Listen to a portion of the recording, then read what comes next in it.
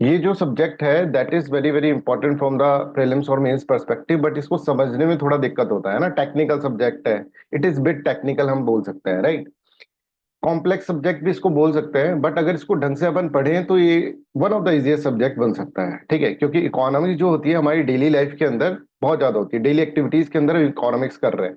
आप कहीं पर भी जा रहे हैं, कुछ खरीद रहे हैं सामान, या बैंक में जा रहे हैं, बैंक में पैसा जमा करा रहे हैं, या कोई भी ऐसी चीज कर रहे हैं जो कि जिसके अंदर पैसा इन्वॉल्व है, मनी इन्वॉल्व है, तो दैट इज इकोनॉमिक्स। बट उसके बाद क्या होता है, जैसे आप पैसा दे देते हैं किसी, दूध दूध का पैकेट खरीद रहे हैं, उसको पैसा दे देते हैं, उसके बाद क्या होता है, ये चीज हमें पढ़नी है। हम यहां तक तो पहुंच जाते हैं कि बैंक में जाकर पैसा जमा करा दिया, पर उस बैंक के पैसे के अंदर फिर बैंक कैसे वर्क करता है, ये इकोनॉमिक्स होती है, राइट। ये जो हमको चीजें पढ़नी है, that we need to understand, ये हम इसके अंदर, हम जैसे लैपटॉप यूज कर रहे हैं, हम एआई यूज कर रहे हैं, आर्टिफिशियल इंटेलिजेंस, हम काफी चीजें ऐसी यूज कर रहे हैं जो कि हमको पता नहीं है बैक सीन के अंदर क्या हो रहा है। हम बिटकॉइंस यूज कर रहे हैं, हमें पता नहीं है डिजिटल करेंसी क्या होती है, वो चीजें हमको इसके अंदर पढ़नी होती है। तो कुछ कुछ टॉपिक्स जो है इसके अंदर, जैसे स्टार्टिंग के अंदर अगर सुपरफिशियल लेवल पर देखें तो that we are doing already, वो हम ऑलरेडी कर रहे हैं। हम मार्केट के अंदर जा रहे हैं, मार्केट के अंदर सामान खरीद रहे हैं, बैंक के अंदर जा रहे हैं, बैंक के अंदर पैसा जमा कर रहे हैं, एंड सो ऑन। तो ये सारी एक्टिविटी हमको फेमिलियर है कि हमको क्या कर रहे हैं हम, बट इसके बैक ऑफ द सीन क्या होता है ये हमको इसके अंदर पढ़ रहे हैं। हम गवर्नमेंट को इलेक्ट कर देते हैं, गवर्नमेंट को टैक्स देते हैं, उस टैक्स के पैसे का क्या होता है, वो टैक्सेशन अपना पार्ट हो जाएगा। बैंक के अंदर पैसा जमा कर रहे हैं, उस पैसे का क्या होगा, that is banking part. Government उस पैसे को कैसे यूज करती है, दैट इज बजट पार्ट। इस तरह से हम देखेंगे तो इकोनॉमिक्स हमने कहीं ना कहीं मतलब इंटरेक्शन हमने कर लिया है इकोनॉमिक्स से, राइट। अब ये चीजें बड़ी टेक्निकल सब्जेक्ट होता है, ठीक है, no doubt about that, this is technical, but technical है बट हार्ड नहीं है सब्जेक्ट, है ना। एक होता है टेक्निकल और बहुत हार्ड, जो कि समझ में नहीं आ रहा, ये हार्ड नहीं है। इसको अगर हम बिल्कुल प्रैक्टिकल मैनर के अंदर समझेंगे तो ये बहुत अच्छे से समझ में आ जाएगा, क्योंकि हम कहीं ना कहीं इस सब्जेक्ट से इंटरेक्ट तो कर ही चुके हैं भाई, ठीक है। अच्छा, दूसरी चीज ये है कि इसके अंदर है ना, अपडेशन इज वेरी रिक्वायर्ड।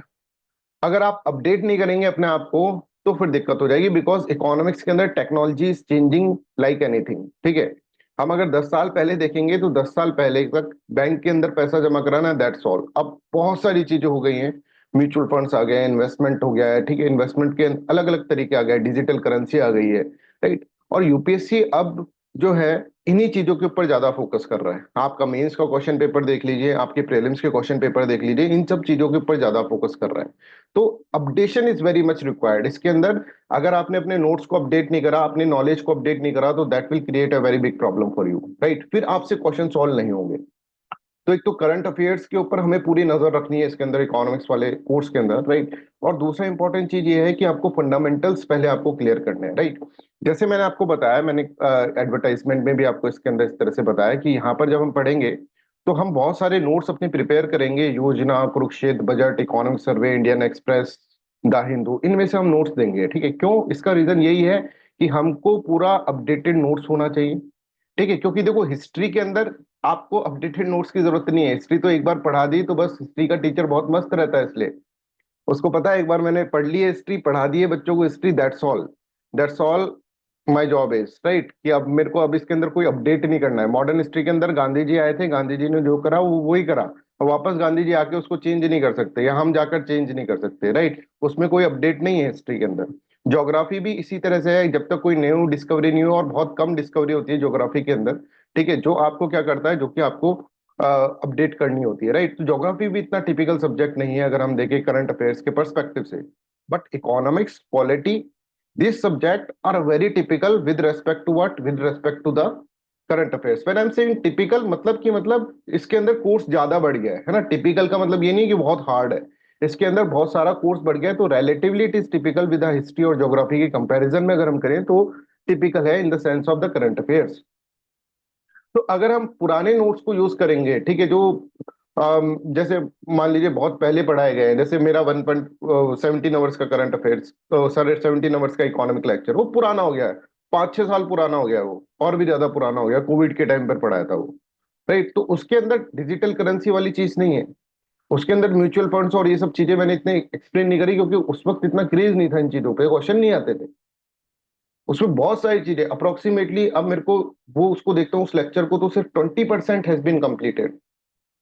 और क्वेश्चंस अब बहुत ज्यादा, अगर आप देखेंगे करंट अफेयर्स में से पूछे जा रहे हैं इकोनॉमिक्स के अंदर से, और क्योंकि इकोनॉमिक्स में current affairs play important role, है ना। थोड़े दिनों में ये सब चीजें जो अपन पहले पढ़ते थे, राइट, वो सब रिडंडेंट हो जाएंगी। जैसे डिजिटल करेंसी आ गई, तो फिर हमारा डिजिटल करेंसी मान लीजिए हमारी कंट्री के अंदर लीगल हो जाती है, तो सब कुछ चेंज हो जाएगा फिर। समझ में आ रहा है। तो फ्यूचर जो है इकोनॉमिक्स का कहीं और जा रहा है, और उसी फ्यूचर को ध्यान में रखते हुए क्वेश्चन पेपर के अंदर क्वेश्चन बनाए जा रहे हैं। That is important to understand. मतलब हमको इकोनॉमिक्स के करंट अफेयर्स भी इसके अंदर करने पड़ेंगे और बहुत अच्छे से करने पड़ेंगे। इसीलिए हमें, अच्छा, दूसरी चीज ये है कि अगर मान लो 2000 की कोई गवर्नमेंट का बजट है, राइट, उस बजट के अंदर अगर आप देखेंगे तो उस बजट के अंदर बहुत सारी बातें ऐसी कही गई होंगी जो कि आज के जमाने में रिडंडेंट हो चुकी हैं। समझ में आ रहा है। तो हमें ये समझना पड़ेगा कि गवर्नमेंट किस डायरेक्शन में सोच रही है, गवर्नमेंट क्या क्या चीजें सोच रही है, क्या क्या स्कीम्स लगा रही है, क्या क्या पर्सपेक्टिव चल रहा है गवर्नमेंट का। ठीक है, उसको समझने के लिए हमको गवर्नमेंट के डॉक्यूमेंट्स पढ़ने पड़ते हैं, है ना। जब भी आप मेंस के अंदर लिखोगे, तो अगर आप पहले वाले नोट्स ही लिख देंगे तो इट विल बी रॉन्ग, उसको चेक ही नहीं करा जाएगा, बिकॉज आप रिडंडेंट है, आप अपडेटेड नहीं है। तो हम इसलिए योजना, कुरुक्षेत्र, गवर्नमेंट की वेबसाइट्स जो हैं, ठीक है, Indian Express, the Hindu, budget, economics, इन सब में से आपके लिए नोट्स निकाल कर लाएंगे। और this will B a very unique notes, ठीक है, जिनको हम पढ़ाएंगे आपको। ठीक है। अब देखो, इसको मैंने है ना दो पार्ट्स के अंदर डिवाइड करा है। पहले इकोनॉमिक्स को, क्योंकि इकोनॉमिक्स को पढ़ाएंगे ना, बिकॉज एक तरह से जो भी चीज थोड़ी सी कॉम्प्लेक्स होती है, मैं हार्ड नहीं बोल रहा हूँ, मैं कॉम्प्लेक्स वर्ड यूज कर रहा हूँ। कॉम्प्लेक्स मतलब बहुत सारी चीजें, जैसे मान लो मैं इन्फ्लेशन आपको पढ़ाऊंगा, तो इन्फ्लेशन पढ़ने से पहले आपको बैंकिंग समझना होगा, आपको जीडीपी के बारे में समझना होगा, और बहुत सारी चीजें आपको समझनी होगी, तब जाकर आपको इन्फ्लेशन समझ में आएगी। ठीक है, बैंकिंग पढ़ाऊंगा तो भी आपको ये इंटर रिलेटेड है, inter relation make it complex. तो मुझे लेयर्ड वे के अंदर आपको पढ़ाना होगा, तो मैंने इसको दो पार्ट में डिवाइड करा है, foundation and advance batch. Foundation के अंदर ये जो कोर्स चलेगा, ये होगा 20 से 25 डेज का कोर्स होगा, राइट। इसके अंदर थोड़ा थोड़ा पोर्शन एडवांस का लेता आऊंगा मैं, ठीक है, थोड़ा थोड़ा इसके अंदर इन्वॉल्व करते रहेंगे। बट वंस फाउंडेशन कंप्लीटेड, तभी जाकर एडवांस बैच स्टार्ट हो सकता है। तो ये जो चीजें हैं, स्पेशल नोट्स मैं आपको बोल रहा हूँ, ठीक है, योजना, कुरुक्षेत्र, बजट, इकोनॉमिक सर्वे, ये थोड़ा सा बाद में आएगा। आपको 20 से 25 डेज के बाद ये सब चीजें डिटेल के अंदर अपन पढ़ेंगे। मैं आपको बता रहा हूँ कि टोटल ये जो क्लासेस होंगी, that will be more than 55 classes, 55 classes के से ज्यादा होंगे, मतलब 55 से लेकर 60 क्लासेस हम इसके अंदर करेंगे कंप्लीट। और हर क्लास 2-2 घंटे की क्लास के अंदर रहेगी। तो आपका बहुत ही कॉम्प्रहेंसिव कवर होने वाला है। इसके साथ साथ आपको बहुत सारी वो डायमेंशंस जो कहीं पर भी नहीं पढ़ाई जाती इकोनॉमिक्स के अंदर, जैसे इकोनॉमी को सोसाइटी से कैसे लिंक करके पढ़ाना है, ठीक है, बहुत सारी फिलोसफीज हैं that is related to the economics, बहुत सारी टर्म्स हैं that is related to the economics, जो एग्जाम्स के अंदर जनरली पूछी जाती हैं, वो सब चीजें, ठीक है। यूपीएससी और भी पेपर कंडक्ट कराता है डिफरेंट डिफरेंट, सिर्फ यूपीएससी ये वाला ही पेपर नहीं कराता, सीडीएस का भी कराता है ना, और बहुत सारे पेपर्स और कराता है। उन सब पेपर्स के अंदर क्या टर्म्स पूछी गई हैं, उन सब के अंदर से सर्च करके सब कुछ आपको यहाँ पर पढ़ाया जाएगा, राइट। इसके अलावा आपको यहाँ पे कंप्लीट नोट्स की पीडीएफ्स दी जाएंगी, और कौन कौन सी बुक्स पढ़नी है, कौन कौन से नोट्स पढ़ने हैं, ये भी हम आपको प्रोवाइड करेंगे। अच्छा, हम आपको एक अभी यहाँ पर एक मैं बुक प्रिंट कर रहा हूँ, ठीक है, यूपीएससी स्टूडेंट्स के लिए, ठीक है। तो उसका काम चल रहा है अभी, बट हो सकता है इसके अंदर टाइम लग जाए, जैसे 3-4 मंथ्स लग जाए। अगर once this book get publish ना, तो मैं आपको इकोनॉमिक्स की ये जो बुक होगी, ठीक है, ये मैं आपको फ्री ऑफ कॉस्ट प्रोवाइड कर दूंगा आपके घरों तक, राइट, है ना। तो आपको ऑफलाइन मोड के अंदर पढ़ना है, ठीक है, आप डिजिटल मोड के अंदर नहीं पढ़ना चाहते, तो उस बुक को आप यूज कर सकते हैं, राइट। तो ये आपको 3-4 मंथ्स के अंदर अवेलेबल हो जाएगी। लास्ट ईयर पेपर डिस्कशंस होंगे इसके अंदर, दोनों प्रीलिम्स और मेंस के। इसके अंदर हमको बहुत ज्यादा मेहनत करनी पड़ती है, इसके अंदर मेरे को थोड़ा कम मेहनत करनी है, आप लोगों को थोड़ा ज्यादा मेहनत करनी होगी, राइट। मैं बताऊंगा इसको किस तरह से अपन लेकर चलेंगे, तो ये पोर्शन भी हमारा कवर हो जाएगा। Special prelims based test series will be there, special mains based test series there. अब देखो, टेस्ट सीरीज तो है इसके अंदर, पर डेली के क्वेश्चंस भी आपको करने होंगे। देखो, ये तो भूल जाओ कि सब बिना मेहनत की चीजें हो जाएंगी, मेहनत तो आपको करनी पड़ेगी। और ये कोर्स मेरे दिल के बहुत करीब है, ठीक है। इकोनॉमिक्स को मैं बहुत दिनों से एक ऐसा कोर्स निकाल के लेना आना चाहता था, जो कि एक वन स्टॉप सॉल्यूशन है।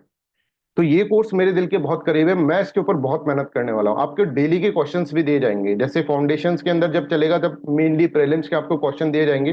जैसे आज का क्लास होगा, आज की क्लास के बाद आपके पास एक शीट आ जाएगी, उस शीट के अंदर कुछ क्वेश्चंस होंगे, वो आपको सॉल्व करने पड़ेंगे, ठीक है। डेली का 5 to 10 क्वेश्चंस होंगे, है ना, 5 से कम नहीं होंगे, 10 से ज्यादा नहीं होंगे। इसको इस तरह के क्वेश्चंस आपको डेली के सॉल्व करने पड़ेंगे। तो ये जो होंगे, ये क्वेश्चन सॉल्व करने पड़ेंगे। जैसे एडवांस बैच हो जाएगा, तो उसके अंदर डेली के क्वेश्चंस आपको दूंगा मेंस के पर्सपेक्टिव से, ठीक है, मेंस के पर्सपेक्टिव से क्वेश्चन दूंगा। बट इसको अपन ऐसे नहीं कि मैं आपके हर एक की कॉपी चेक कर रहा हूँ मेंस के पर्सपेक्टिव से क्वेश्चन के वाले, राइट, क्योंकि डेली के क्वेश्चन है, मैं आपको डिस्कस कर दूंगा क्लास के अंदर आकर, ठीक है। बट टेस्ट सीरीज जो होगी, ठीक है, टेस्ट सीरीज जब मेंस की टेस्ट सीरीज होगी जो कि बहुत अच्छे से हमने डिजाइन करी है, बहुत सारे क्वेश्चंस के अंदर इन्वॉल्व करें, इसका पूरा का पूरा आपका टेस्ट इवेल्युएट करूंगा मैं, और इवेल्युएट करके आपको दूंगा, राइट। तो डेली की जो चीजें होंगी उसके अंदर मेंस के अंदर हम डिस्कस नहीं करेंगे, प्रीलिम्स वाला तो डिस्कस कर लेंगे, मतलब डिस्कस तो करेंगे पर चेक करके आपको इस तरह से नहीं दे पाएंगे। पर स्पेशल मेंस टेस्ट सीरीज और स्पेशल प्रीलिम्स टेस्ट सीरीज ये आपकी बहुत ही हाई लेवल की होने वाली है। ये दोनों चीजों को मैं पूरा डिस्कशन आपको करूंगा, आपको ये बताऊंगा कि आपकी क्या क्या गलती है, किस तरह से आपको सुधार करना चाहिए, ये सब चीजें आपको प्रोवाइड की जाएगी। मतलब इसके अलावा जो इसके अंदर लिख रखा है, राइट, इसके अलावा आपको डेली की एक शीट भी मिलेगी, डेली शीट, जिसको आपको सॉल्व करना होगा। जो क्वेश्चंस की डेली शीट है, मेरे पास सारे क्वेश्चंस बने हुए हैं, डे वाइज हम इसके अंदर लेक्चर्स कर रहे हैं, डे 1, डे 2, डे 3, है ना। इस तरह से हम इसके अंदर लेक्चर्स करेंगे, जिसके अंदर डेली शीट आपको दी जाएगी, जिसके अंदर आपको सॉल्व करना होगा।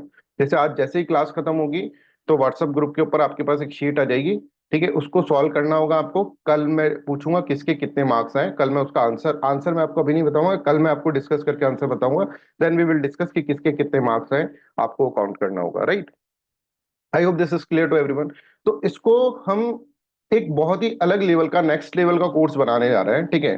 That is going to help you in many ways, है ना। अब जैसे मैंने आपको बताया कि जैसे इसको जनरली हम पेपर थर्ड के अंदर रखते हैं इकोनॉमिक्स को, पर पेपर सेकंड के अंदर, पेपर फर्स्ट के अंदर भी इक्वली काम आएगा आपके, ठीक है, बहुत काम आएगा इसके अंदर, राइट।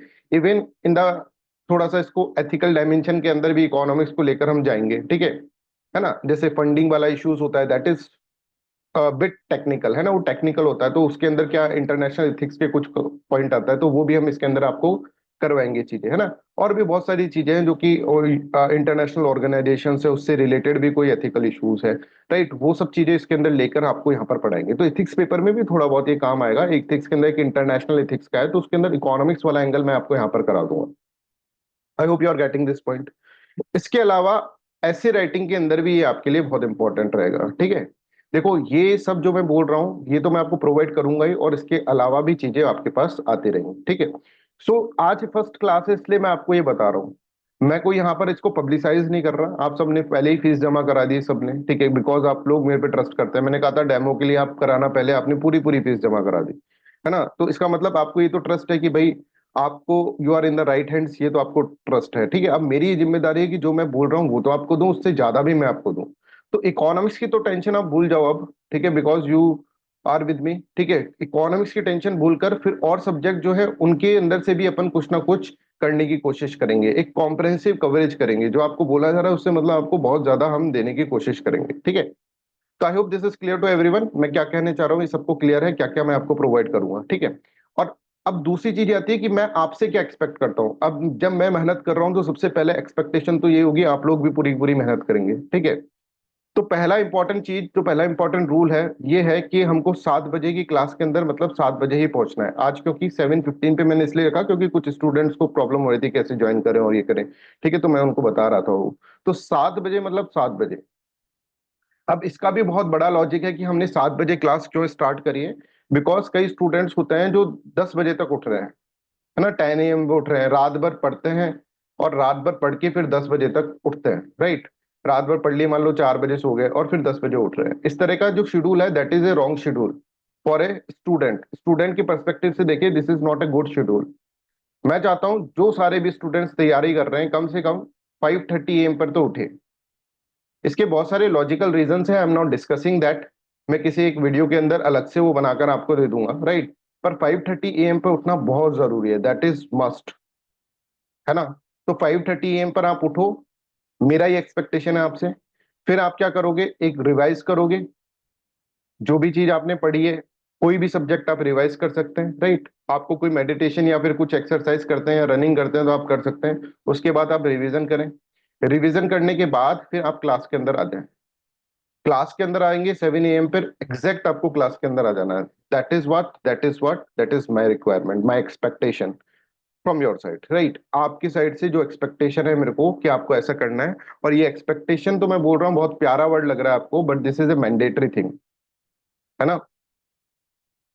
मैंडेटरी है, ये आपको आना ही पड़ेगा 7 बजे, ठीक है। आपको नहीं, अगर आप आते हैं, ठीक है, जो भी स्टूडेंट्स एनरोल्ड है अगर वो नहीं आते हैं, राइट, एक दो क्लासेस के अंदर, जैसे आज की क्लास है, कल की क्लास है, अभी बच्चे हो सकता है रिकॉर्डेड देख लें फिर वापस आ जाएंगे, ठीक है, पर एक दो क्लासेस के अंदर ये सब चीजें चलता है। बट उसके बाद इट्स मैंडेटरी। अगर आप नहीं आते हैं तो आपको वैलिड रीजन देना पड़ेगा कि हम नहीं आ रहे हैं। अदरवाइज देखिए, क्योंकि मैं आपको बता रहा हूँ, this is very close to my heart, ठीक है, ये कोर्स, मुझे ये फर्क नहीं पड़ता, मैं कभी भी आपका यहाँ पर एडमिशन कैंसिल कर सकता हूँ अगर मुझे लगा कि आप मेहनत नहीं कर रहे हैं। बिकॉज वन साइडेड मेहनत is not the thing, right. One sided मेहनत से कुछ नहीं होगा, मेरी मेहनत मेरे को वेस्ट नहीं देखनी चाहिए, ठीक है। दैट्स वाई मैं ये कह रहा हूँ कि आप लोगों को 7 बजे आना होगा, नहीं आते हैं तो आपको वैलिड रीजन देना पड़ेगा इसका, ठीक है। तो एक तो ये चीज है। दूसरा, discipline, discipline is very much required, and when I am saying discipline, it means that जो भी मैं आपको बोलूंगा आपको करना होगा, वर्ड टू वर्ड आपको करना होगा। मैं उसको बोलूंगा कि भाई आप मेरे को ये चीज लेक्चर नंबर 1 का आप डिस्कस करो, आप सब मिलकर, ठीक है, तो आपको एक डिस्कशन करना पड़ेगा, राइट। मैं कहूँ लेक्चर नंबर 2 का आपको इस तरह का शॉर्ट नोट्स बनाकर देना है मेरे को, तो आपको देना होगा। मैं जो भी आपको डेली की शीट्स दे रहा हूँ, daily sheets are very important. Daily question करने की एक बार प्रैक्टिस लग गई ना, तो आधा काम तो आपका वैसे हो जाएगा। तो डेली शीट्स जब मैं आपको दे रहा हूँ, then you have to solve it. Daily questions में दे रहा हूँ तो आपको सॉल्व करने पड़ेंगे, है ना। आज का दिन आपके पास है, आराम से सोच लो, ठीक है, कल का दिन आपके पास, आराम से सोच लो। आपको अगर ये सब चीजें नहीं करनी है, अगर मेहनत नहीं करनी है, तो प्लीज इसको ज्वाइन मत करो, इस बैच को। That is very clear from my side कि आपको ये बैच ज्वाइन नहीं करना है अगर आपके अंदर इतनी मेहनत करने की काबिलियत नहीं है, तो कैपेसिटी नहीं है। तो देखो, सबकी अपनी अपनी कैपेसिटी होगी। अगर आप नहीं करना चाहते हैं तो मत करिए, ठीक है। फीस आपकी पूरी की पूरी रिटर्न कर दी जाएगी, एक भी पैसा ऐसा कि टैक्स का पैसा कट जाएगा, वो कट जाएगा, वो सब चीजें यहाँ पर नहीं है, ठीक है, वो आपको पूरे का पूरा रिटर्न कर दी जाएगी। तो आप 4-5 दिन देख लीजिए, आपसे हो पा रहा है ना तो आप करिए, अदरवाइज मत करिए। हम्म। दूसरा इंपॉर्टेंट चीज डिसिप्लिन है, ये सबसे इंपॉर्टेंट चीज है ना। 7 AM की क्लास, फिर डिसिप्लिन, ये भी डिसिप्लिन के अंदर ही काउंट होता है। You should be punctual in the class, that is must, है ना। अच्छा, तीसरी चीज ये है कि अगर आपको कोई भी प्रॉब्लम आ रही है, राइट, मान लीजिए कोई भी प्रॉब्लम आ रही है, कोई चीज आपको क्लास में पूछी नहीं जा रही है, आपको समझ में नहीं आ रहा है चीज, राइट, तो आप मेरे से डायरेक्टली फोन करके पूछ सकते हैं, है ना। बट उससे पहले एक बार मैसेज ड्रॉप कर देना मेरे को, ठीक है, क्या क्या क्या आपका प्रॉब्लम है, मैं एक बार उसको देख लूंगा, and then I will call you according to my time. मैं आपको कॉल कर दूंगा, राइट। अच्छा, इसके अंदर कुछ ऐसी चीजें हैं, जैसे कई स्टूडेंट्स के डाउट ऐसे थे कि सर क्या हमें एनसीईआरटीज के बाद पढ़नी पड़ेगी, है ना, क्या हमें कोई बुक पढ़नी पड़ेगी, राइट, क्या हमें कुछ और भी चीजें पढ़नी पड़ेंगी, इसके अंदर कोई एडिशनल नोट्स पढ़ने पड़ेंगे, ये सब चीजें हैं। इन सब चीजों के आंसर आपको अपने आप मिल जाएंगे थोड़े दिनों बाद, है ना। थोड़े दिनों बाद मैं आपको ये आंसर्स आपको प्रोवाइड कर दूंगा कि आपको क्या करना चाहिए, क्या नहीं करना चाहिए, राइट। तो I hope this is clear to everyone. अब आप लोगों का कोई क्वेश्चन है तो आप पूछ सकते हैं, you can ask the questions. Anybody, if anybody have any questions, ठीक है, रिगार्डिंग दिस, की कोर्स कैसे चलेगा and all, so you can ask, just give me a minute, just give me a minute.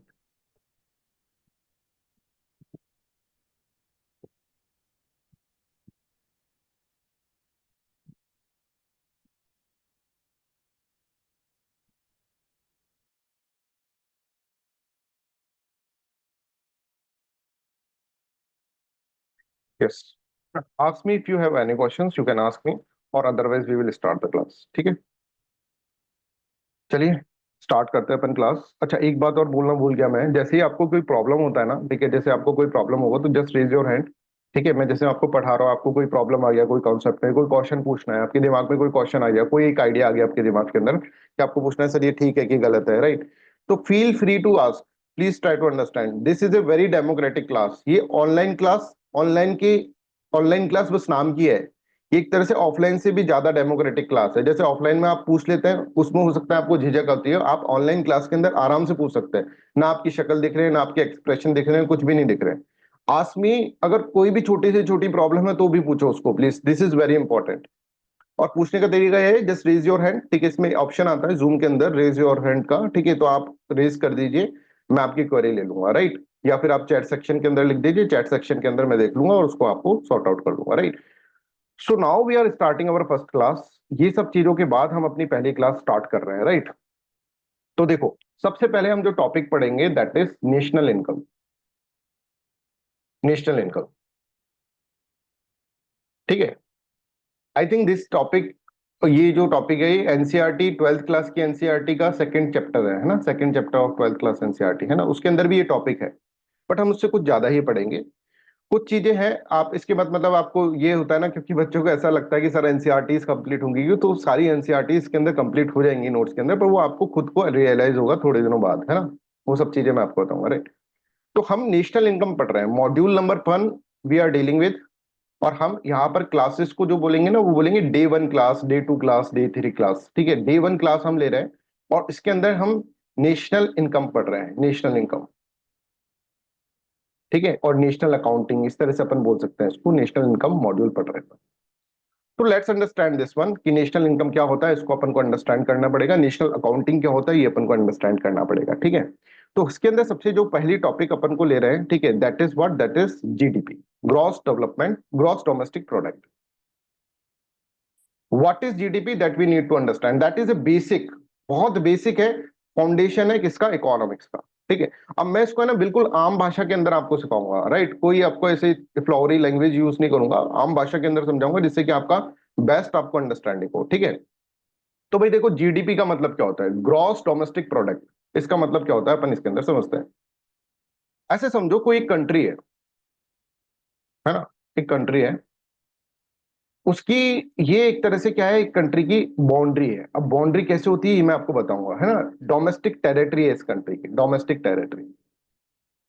इस कंट्री के अंदर क्या हो रहा है, इस डोमेस्टिक टेरिटरी में मान लीजिए 10 मार्कर प्रोड्यूस हो रहे हैं, 10 मार्कर्स, ठीक है। इस तरह से 10 मार्कर प्रोड्यूस हो रहे हैं डोमेस्टिक टेरिटरी का। तो ये 10 मार्कर जो होंगे, इसकी जो मनी वैल्यू होगी, ठीक है, इन मार्कर की मनी वैल्यू जो होगी, that is known as what, that is known as GDP. 10 marker produce हो रहे हैं, मान लो एक मार्कर है 10 रुपए का, 10 रुपीज का एक मार्कर है। तो इसके अंदर इसकी जीडीपी क्या हो जाएगी, इस पूरी इकोनॉमी की जीडीपी, ये जीडीपी हो जाएगी 10 × 10, दैट इज 100 रुपीज, ठीक है। अगर हम डेफिनेशन की बात करें जीडीपी की, तो money value of final goods and services produce in a domestic territory of a country in a given financial year. एक फाइनेंशियल ईयर के अंदर कितना money value of final goods and services, अब this is very important one, final goods and services ये क्या होता है, ये हमको समझना होगा। मनी वैल्यू तो हम समझ गए, मनी वैल्यू मतलब कितनी क्वांटिटी में प्रोड्यूस हुए, मल्टीप्लाई बाय उनका कॉस्ट कितना है, उनका उनका मनी, कितना मनी स्पेंड करना पड़ेगा। तो 10 रुपीज है, 10 × 10 is equal to 100, that is what, that is the GDP of a nation, ठीक है। That is known as what, that is known as money value, ये मनी वैल्यू। तो जीडीपी की डेफिनेशन आप देखोगे, GDP definition it is money value, money value का मतलब आप समझ गए, 10 × 10 जो अपन ने करा, that is money value of final goods and services. अभी हमें ये समझना पड़ेगा, नेक्स्ट 10 मिनट्स तक हम ये समझेंगे what is final goods and services produce in the domestic territory of a country in a given financial year. मतलब if you are writing money value of goods and services, then it is wrong, you have to write final goods and services produce in a domestic territory. अब domestic territory क्या होता है ये भी हमको समझना पड़ेगा, व्हाट इज डोमेस्टिक टेरिटरी, इसके ऊपर भी क्वेश्चन पूछे जाएंगे। In a given financial year, financial year क्या होता है तो आपको पता ही है, एक साल का जो फाइनेंशियल ईयर होता है, राइट। तो यहां पर हम देखेंगे money value, final goods and services और डोमेस्टिक टेरिटरी क्या होती है ये अपन समझेंगे। तो first of all we have considered an example, जैसे हमने एक एग्जांपल लिया, मान लो कि ये डोमेस्टिक टेरिटरी है, this is the domestic territory of a country, और इस कंट्री की डोमेस्टिक टेरिटरी के अंदर 10 मार्कर्स प्रोड्यूस हो रहे हैं, 10 मार्कर प्रोड्यूस हो रहे हैं साहब, और हर मार्कर का प्राइस जो है वो 10 रुपीज है। तो इसके अंदर अब जीडीपी जो हो जाएगी वो 100 हो जाएगी, राइट। तो मनी वैल्यू का मतलब समझ में आ गया, मनी वैल्यू मतलब जितना प्राइस है मल्टीप्लाई बाय जितनी क्वांटिटी है, that is known as money value, ठीक है। अब यहां पर क्योंकि मैंने आपको बताया, यहां पर देखो बच्चों गुड्स एंड सर्विसेज नहीं लिखा हुआ, यहाँ पे फाइनल गुड्स एंड सर्विसेज लिखा है। मतलब गुड्स एंड सर्विसेज का कुछ क्लासिफिकेशन होगा, there something known as final goods and services, और कुछ और भी होगा इसके अंदर गुड्स एंड सर्विस। तो गुड्स एंड सर्विसेज को अगर हम डिवाइड करें तो it can be divided into the two parts. एक होता है भाई अपना फाइनल गुड्स एंड सर्विसेज, एक होता है इंटरमीडिएट गुड्स एंड सर्विसेज। तो जब भी हम जीडीपी कैलकुलेट करते हैं, जीडीपी जब भी हम कैलकुलेट कर रहे हैं, तो we are not considering this one, हम इंटरमीडिएट गुड्स एंड सर्विसेज को कंसीडर नहीं कर रहे हैं, ठीक है। हम क्या कर रहे हैं, सिर्फ और सिर्फ फाइनल गुड्स एंड सर्विसेज को कंसीडर कर रहे हैं, ठीक है। Intermediate goods and services for a time being आप इसको समझो जैसे रॉ मटेरियल जो होता है, raw material use, raw material जो होगा ना उसको हम इंटरमीडिएट गुड्स एंड सर्विसेज बोल रहे हैं, उसको कंसीडर ना करके हम फाइनल गुड्स एंड सर्विसेज को ही कंसीडर कर रहे हैं व्हाइल कैलकुलेटिंग जीडीपी। जब हम जीडीपी कैलकुलेट करते हैं तो फाइनल गुड्स एंड सर्विसेज को ही हम यहाँ पर कंसीडर कर रहे हैं। क्यों साहब ऐसा क्यों कर रहे हैं, लेट्स अंडरस्टैंड। मान लीजिए तो मैंने आपको 10 मार्कर की कहानी बताई, ठीक है, मनी वैल्यू की डेफिनेशन समझाने के लिए। एक मार्कर को हम यहाँ पर लेकर बैठते हैं। इस मार्कर को जब बनाया होगा तो इस मार्कर के अंदर कुछ प्लास्टिक बॉडी अपन ने यूज करी होगी, प्लास्टिक बॉडी। मान लो ये प्लास्टिक बॉडी जो थी वो 3 रुपीज की थी, ठीक है। ये भी हमारी डोमेस्टिक टेरिटरी में ही प्रोड्यूस हुई है ना भाई, ये भी गुड्स एंड सर्विस गुड्स है जो कि डोमेस्टिक टेरिटरी में प्रोड्यूस हो रहा है, प्लास्टिक बॉडी। इसके अंदर कुछ हमने इंक यूज करी होगी, इंक, ठीक है। इंक यूज करी, मान लीजिए 2 रुपीज की हमने इंक यूज करे, ठीक है। इसके बाद इसके अंदर और भी हमने कुछ प्रोडक्ट यूज करा होगा, जैसे मान लो कैप बनाने के लिए इसका कुछ अलग मटेरियल हमने यूज करा, प्लास्टिक ना यूज करके, ठीक है। वो मान लो वो भी 2 रुपीज का इसके अंदर हो गया, ठीक है। तो ये जो चीजें हैं, ठीक है, 2 रुपीज का इसके अंदर, फिर इसके अंदर स्किल्स लगी, लेबर लगा और ये सब चीजें लगा, राइट। मान लीजिए ये 3 रुपीज का ये लग, और ये सब चीजें क्या है, ये सब चीजें एक तरह से हमारी ही इकोनॉमी के अंदर प्रोड्यूस हुई है। प्लास्टिक बॉडी भी हमारी इकोनॉमी के अंदर प्रोड्यूस हुई है, डोमेस्टिक टेरिटरी के अंदर। इंक भी हुई है, कैप कैप भी हुई है, और लेबर भी हमारा ही यूज करा है हमने। लेबर एक तरह से सर्विस सेक्टर के अंदर आ गया, तो 3 रुपीज उस पर खर्च हुआ है। I hope you are getting this one. और इससे एक 10 रुपए का मार्कर बन गया, जो कि मार्केट के अंदर आ रहा है। मार्केट के अंदर अपन क्या कर रहे हैं, उसको बेच रहे हैं, राइट। तो ये जो 10 रुपए का मार्कर प्रोड्यूस हुआ, ठीक है, डोमेस्टिक टेरिटरी के अंदर, ये चीजें भी तो प्रोड्यूस हुई भाई। आप बोल सकते हो साहब प्लास्टिक बॉडी भी इंक्लूड हुई, तो प्लास्टिक बॉडी को भी इसके अंदर रखो, इंक को भी रखो, और यहाँ पर एक तरह से कैप को भी रखो, और यहाँ पर एक तरह से लेबर को भी रखो। और इस तरह से हम देखेंगे तो हमारी जो यहाँ पर जीडीपी होगी वो कितनी हो जाएगी, जीडीपी हो जाएगी 20, है ना। 10 रुपए इसका, 10 रुपए इन सब चीजों का, रॉ मटेरियल्स का, इंटरमीडिएट गुड्स का। But this is not right ना, ये चीजें तो पहले से इसके अंदर है, इस मार्कर के अंदर पहले से ये चीजें फिट है। तो हम इन चीजों को 2 बार नहीं गिन रहे हैं। प्लास्टिक बॉडी मार्कर के जब 10 रुपए हमने काउंट करा तो उसमें प्लास्टिक बॉडी भी आ गई, पर अगर हम प्लास्टिक बॉडी को अलग से गिनने लग जाएंगे तो that will create redundancy. Redundancy मतलब डुप्लीकेशन हो जाएगा उसके अंदर, है ना। 10 रुपए का ये मार्कर प्लस प्लास्टिक बॉडी भी इसके अंदर ऐड करो तो 2 रुपए का प्लास्टिक बॉडी पहले से ही 10 रुपए के मार्कर में था, है ना। इसी तरह से इंक, इसी तरह से कैप, इसी तरह से लेबर, ये सब कुछ इंक्लूड हो गया ना इसके अंदर ही।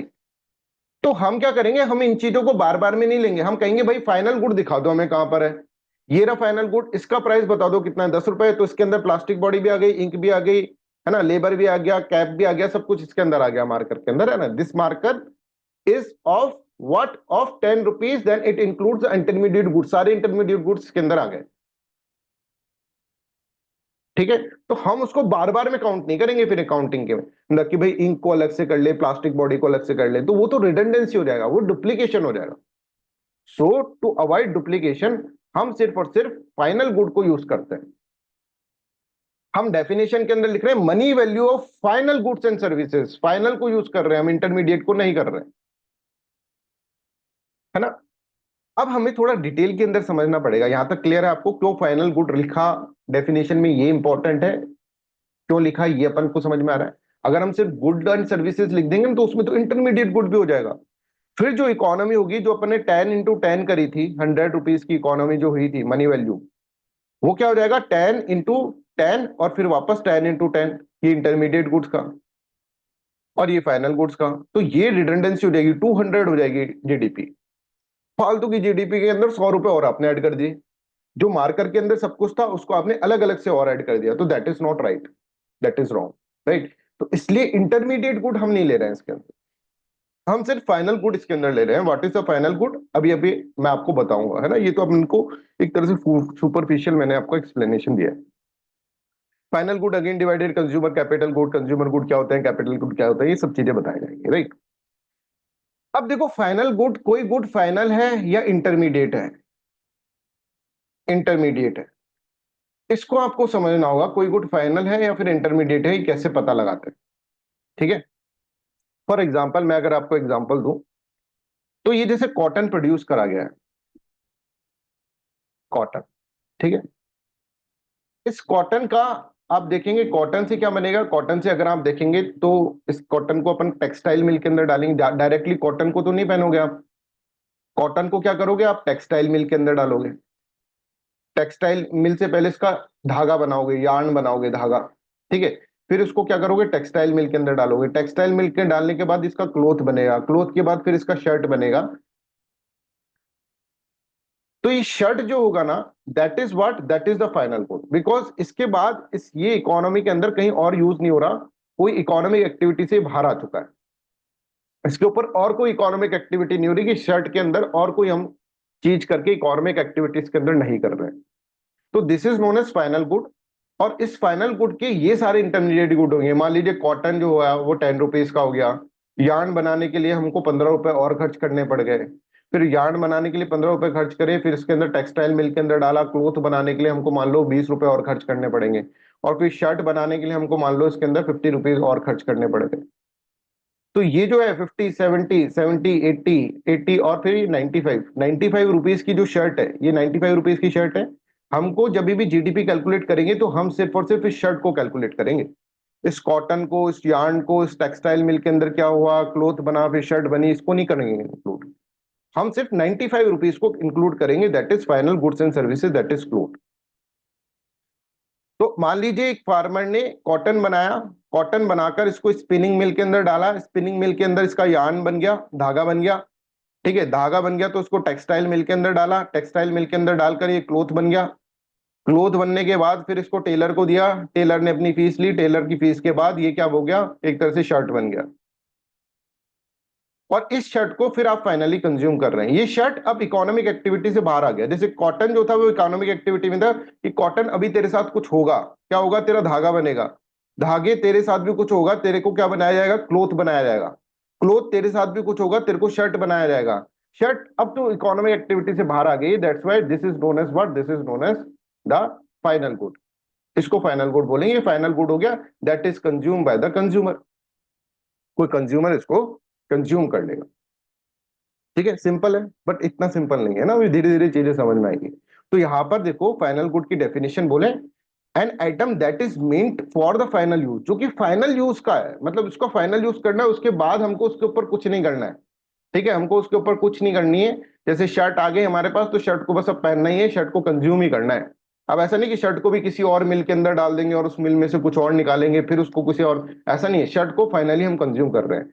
And will not pass through any more stage of production और transformation is called the final good.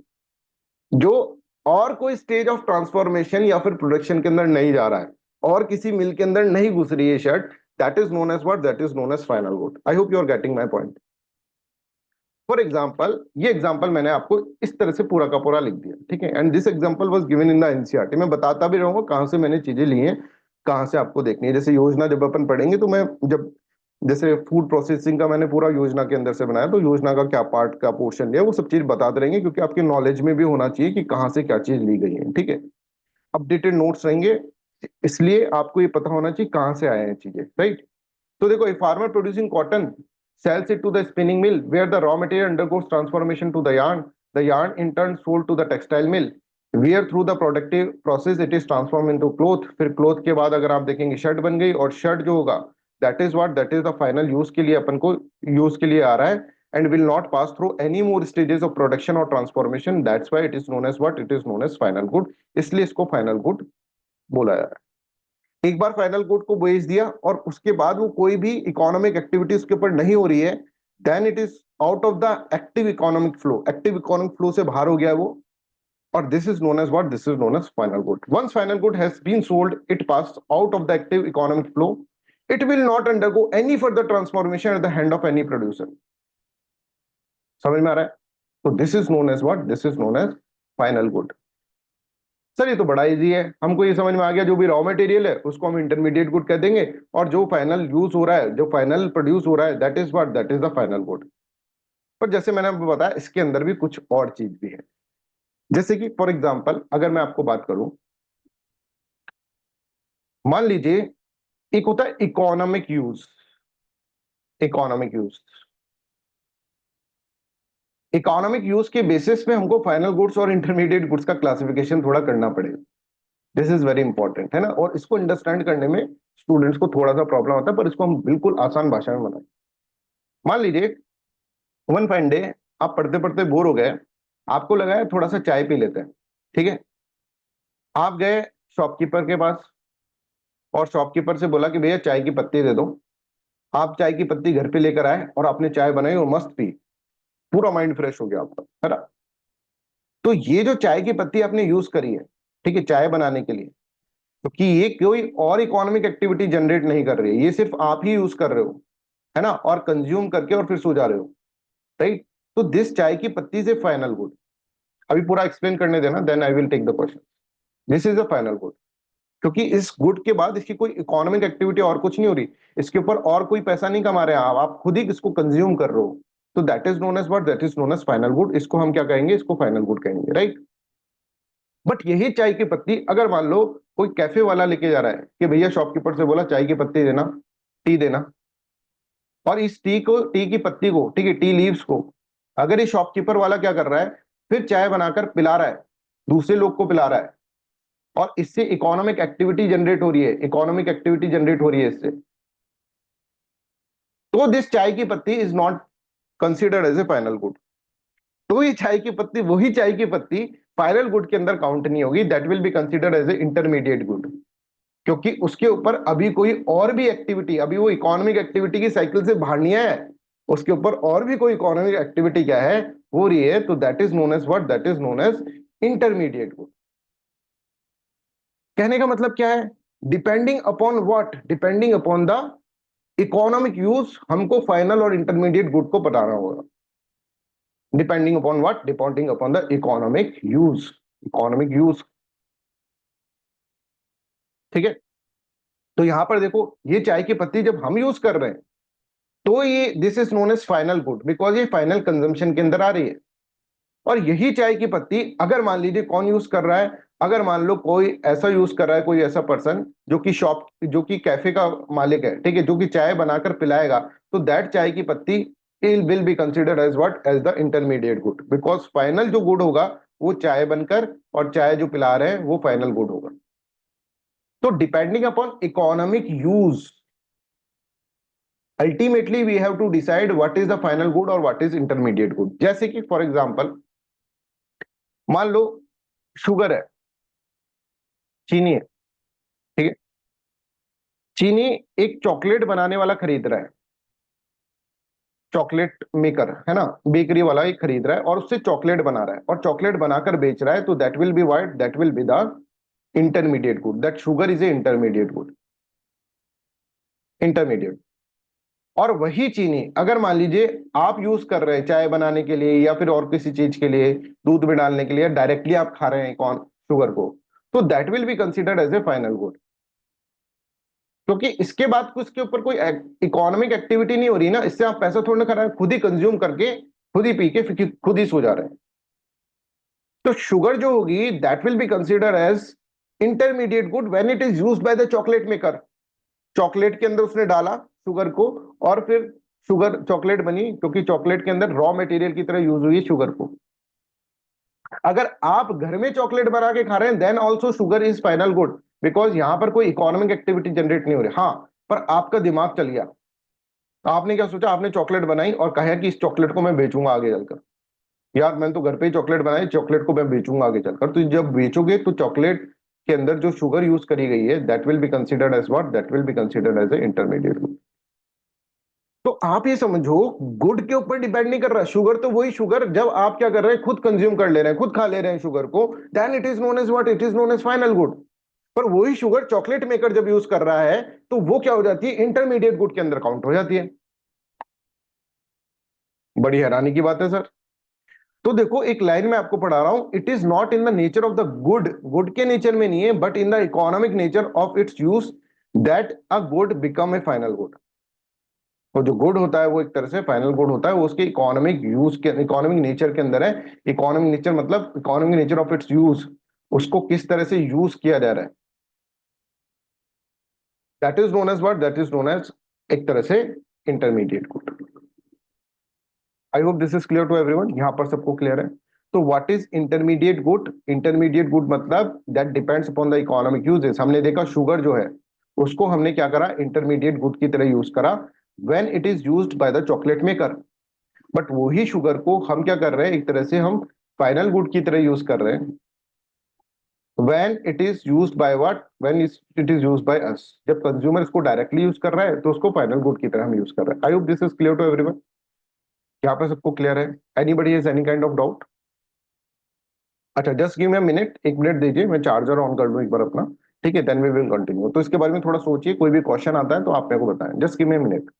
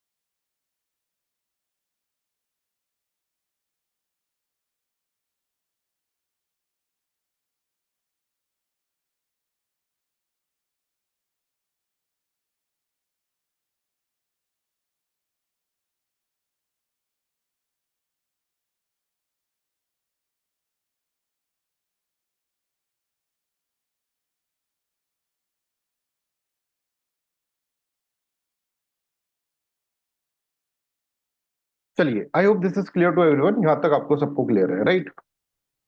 और इंटरमीडिएट गुड के बारे में और थोड़ा हम समझते हैं। इंटरमीडिएट गुड्स जो होता है, ठीक है, वो अपन देखने, जैसे शुगर को अपन यूज कर रहे हैं जब एज ए चॉकलेट, चॉकलेट के ऊपर, चॉकलेट बनाने के लिए, जब ये शुगर कहीं ना कहीं क्या है, चॉकलेट के अंदर समा जा रहा है।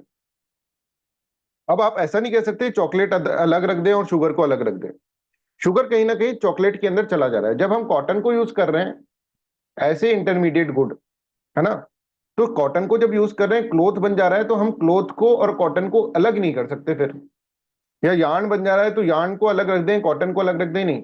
तो इंटरमीडिएट गुड क्या होता है, कहीं ना कहीं समा जाता है, किसके अंदर, फाइनल गुड के अंदर ही समा जाता है, फाइनल गुड के अंदर ही चला गया वो। That is known as what, that is known as intermediate good. उसको अपन इंटरमीडिएट गुड कह रहे हैं।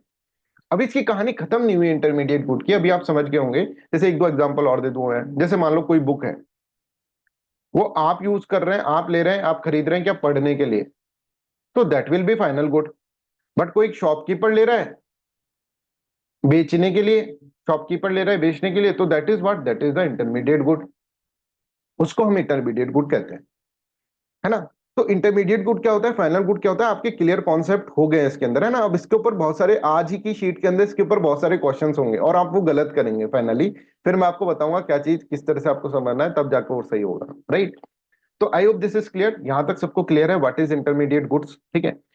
अब इंटरमीडिएट गुड्स के बाद हम वापस चलते हैं इस लाइन पे कि हमारा जो फाइनल गुड था उसको हमने दो पार्ट में डिवाइड करा था, that is known as consumer good and capital good. अभी एक बार चीज पढ़ लेते हैं, फाइनल गुड की डेफिनेशन हमने बोला था, an item that is mean for final use and will not pass through any more stages of production और transformation is called the final good, उसको अपन फाइनल गुड कह रहे हैं। वहीं इंटरमीडिएट गुड क्या है, इंटरमीडिएट गुड हमने देखा जो कि फाइनल गुड को बनाने के अंदर काम आ रहा है और कहीं ना कहीं उसी के अंदर समा जा रहा है, that is known as what, that is known as intermediate good, right. तो ये अपन ने इसके अंदर से पढ़ा। It may however undergo transformation by the action of the ultimate purchaser, in fact many such final goods are transform during their consumption, ठीक है। Nature हमने पढ़ लिया, economic nature of its use, वो भी अपन को इंटरमीडिएट गुड इस तरह से करना। चलिए ये सब चीजें हमने पढ़ लिया इसके अंदर, अब हम समझ रहे हैं कि कंज्यूमर गुड और कैपिटल गुड क्या होते हैं। देखो फाइनल गुड जो होते हैं ना वो दो पार्ट्स में डिवाइड है, एक कंज्यूमर गुड और एक कैपिटल गुड। अब जब कैपिटल गुड पढ़ाऊंगा तब आपके दिमाग में थोड़ा कंफ्यूजन हो सकता है, पर दो तीन एग्जांपल दूंगा तो ठीक हो जाएगा वो, राइट। कंज्यूमर गुड्स क्या होता है, consumer goods are those goods that directly satisfy our needs and want, जो हमारा कंजम्पशन हम जिसका कर रहे हैं और वो अपनी डायरेक्टली सेटिस्फाई कर रही है हमारी नीड्स को, ठीक है। जैसे कार हो गई, car is a consumer good. आपको कहीं जाना था, आपने कार में कार चलाई और कार चला के वहां पर पहुंच गए, that is known as what, that is known as consumer good. That will be considered in what, that will be considered as a final good, और उसके अंदर कंज्यूमर गुड के अंदर फाइनल गुड होगा। जैसे टीवी है, आपको मूवी देखने की इच्छा हो रही है, आपने टीवी लैपटॉप ऑन करा, तो आपकी वो इच्छा जो होगी, वांट और नीड जो होगी वो सेटिस्फाई हो गई, that is known as what, that is known as consumer good, उसको अपन कंज्यूमर गुड बोलेंगे। टीवी को अपन कंज्यूमर गुड बोल रहे हैं। आपको ठंडा पानी पीने की इच्छा थी, आपने फ्रिज खोला, फ्रिज में से ठंडा पानी निकाला और आपने पी लिया, तो ये फ्रिज जो हुआ आपके लिए एक तरह से कंज्यूमर गुड हो गया,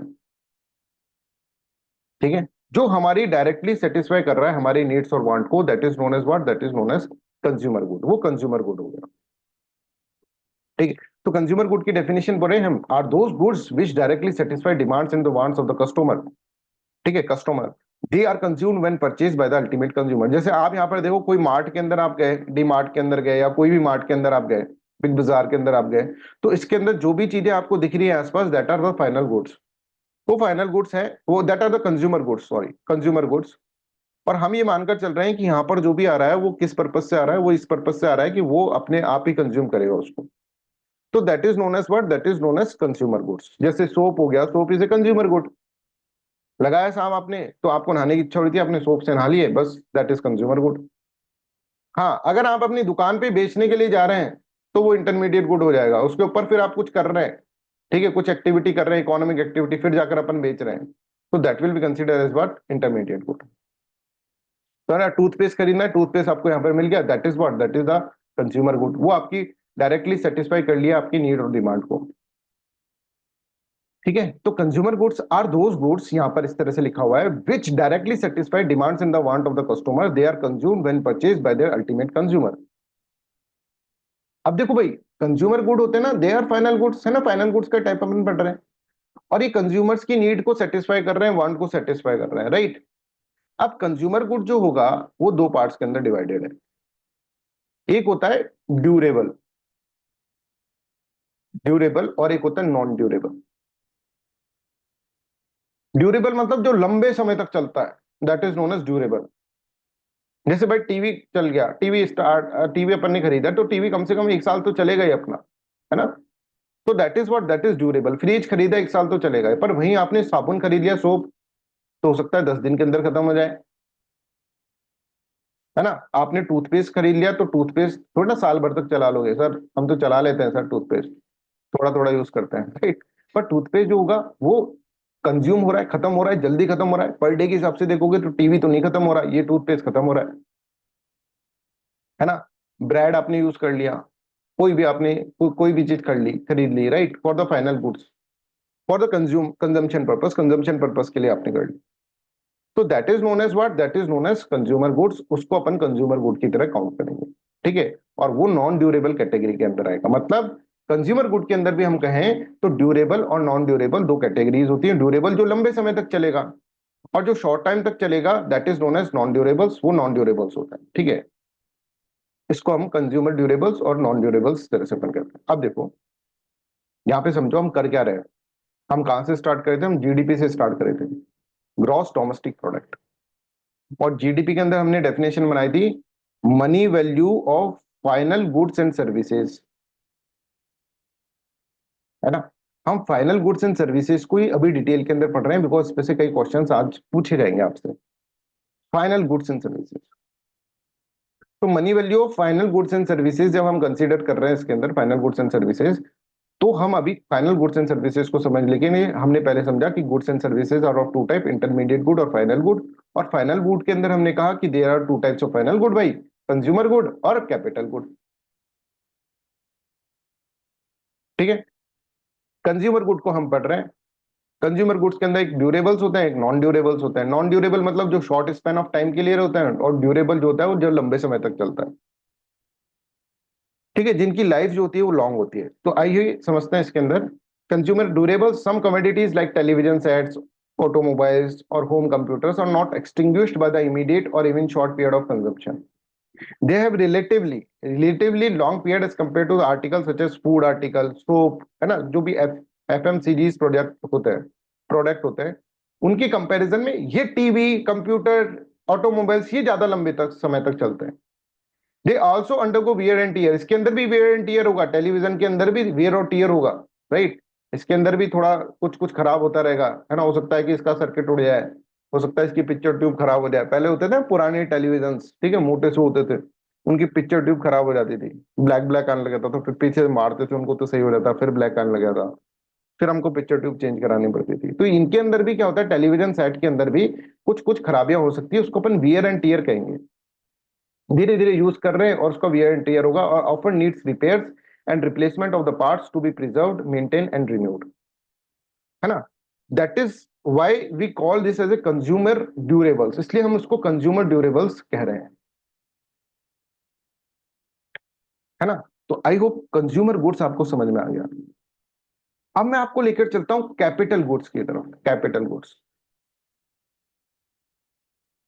अभी तक हम ये समझ रहे थे, ध्यान से सुनना, इसके अंदर फाइनल गुड्स वो होते हैं जिसको हम डायरेक्टली कंज्यूम कर ले, है ना साहब, ये फाइनल गुड्स हो गए। फाइनल गुड्स मतलब जो और कोई इकोनॉमिक एक्टिविटीज के अंदर नहीं आ रहे हैं, है ना, ये फाइनल गुड्स हो गए। इसकी डेफिनेशन हमने इस तरह से देखी। कैपिटल गुड की भी यही डेफिनेशन है, बट इसके अंदर डायरेक्ट कंजम्पशन हम नहीं कर रहे हैं। कैपिटल गुड का मतलब इनके ऊपर और कोई इकोनॉमिक एक्टिविटी नहीं हो रही है, ये एक तरह से पूरे अपने आप में कंप्लीट है, they are the final good, but they are used in making other goods. They assist, ये असिस्ट करते हैं in producing other goods and services, दूसरी गुड्स और सर्विसेज को प्रोड्यूस करने के लिए एक तरह से हेल्पिंग हैंड लगा रहे हैं साहब, कि साहब आ जाओ मैं तुम्हारी मदद कर दूं बनने में, मैं तुम्हारी मदद कर दूं। तो अगर वो वैसे तो पूरे गुड है, फाइनल गुड है खुद अपने आप में, पर कोई दूसरा आ रहा है उसको बना के और फिर आगे पहुंचा रहे हैं, दूसरा दूसरा बनाकर आगे पहुंचा दे रहे हैं, उनको असिस्ट कर रहे हैं बनाने में, उनको बनने में असिस्ट कर रहे हैं। That is known as what, that is known as capital good, उसको अपन कैपिटल गुड बोलते हैं। उस चीज को हम क्या बोल रहे हैं, उस चीज को हम कैपिटल गुड बोलते हैं। Capital good are also final good, क्योंकि ये अपने आप में कंप्लीट है, पर ये दूसरे को बनाने के अंदर काम में आ रहा है। ठीक है, ये दूसरे को बनाने के अंदर काम में आ रहा है। I hope you are getting this one, कि दूसरे को बनाने के अंदर ये क्या कर रहे हैं, एक तरह से काम में आ रहा है, they are final good in itself. ठीक है, तो अब यहां पर देखो, कैपिटल गुड्स जो है वो फाइनल गुड है इन इटसेल्फ, जो दूसरे को बनाने के काम में आ रहे हैं। जैसे कि एक कार समझो, देखो एक कार है, राइट। कार बनाने के लिए क्या हो रहा है, मशीन, टूल्स और ये सब चीजें यूज हो रही हैं। ठीक है, मशीनरी यूज हो रही है, देखो कितनी सारी मशीनरी, और इसका अच्छा पिक्चर दिखाऊं तो ये रहा, कार बनाने के अंदर ये कार बन गई इससे। ठीक है, पर ये मशीन और टूल्स जो है, इन्होंने हेल्प करी है सिर्फ कार बनाने में, ऐसा नहीं कि कार के अंदर इसके अंदर समा गए, जैसे चॉकलेट के अंदर शुगर समा गई थी, ऐसा तो नहीं हुआ इसके अंदर। ये तो क्या है, एक तरह से अपने आप में ये मशीनरी अपने आप में क्या है, एक तरह से फाइनल गुड है, अपने आप में एक तरह से फाइनल गुड है, but they are assisting in producing other goods, other goods को असिस्ट कर रहे हैं। जैसे इस कार कार के अंदर टायर्स जो होंगे, tyres used in the car, car making के टाइम पर जब टायर्स यूज कर रहे हैं, ठीक है, तो they are the intermediate goods, ये इंटरमीडिएट गुड्स है। बट जो मशीन यूज कर रही है, मशीन का तो काम ये नहीं है ना, कि मशीन का काम ऐसा थोड़ी ना है कि इसके अंदर ही घुस जाएगी, डिग्गी खोली मशीन निकल गई, ऐसा तो नहीं होगा। मशीन अपने आप में क्या है, फाइनल गुड है, जो कि क्या कर रही है, कोई दूसरी चीज को और बना रही है। जैसे डाइज होते हैं, डाइज, मोल्ड्स, ये क्या कर रहे हैं, एक तरह से डाई कर रहे हैं, इस तरह से यूं डाई कर रहे हैं अपन।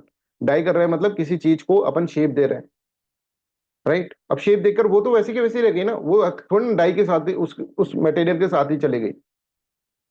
तो this are the capital goods, ये कैपिटल गुड्स है, they are not changing themselves, they are just helping.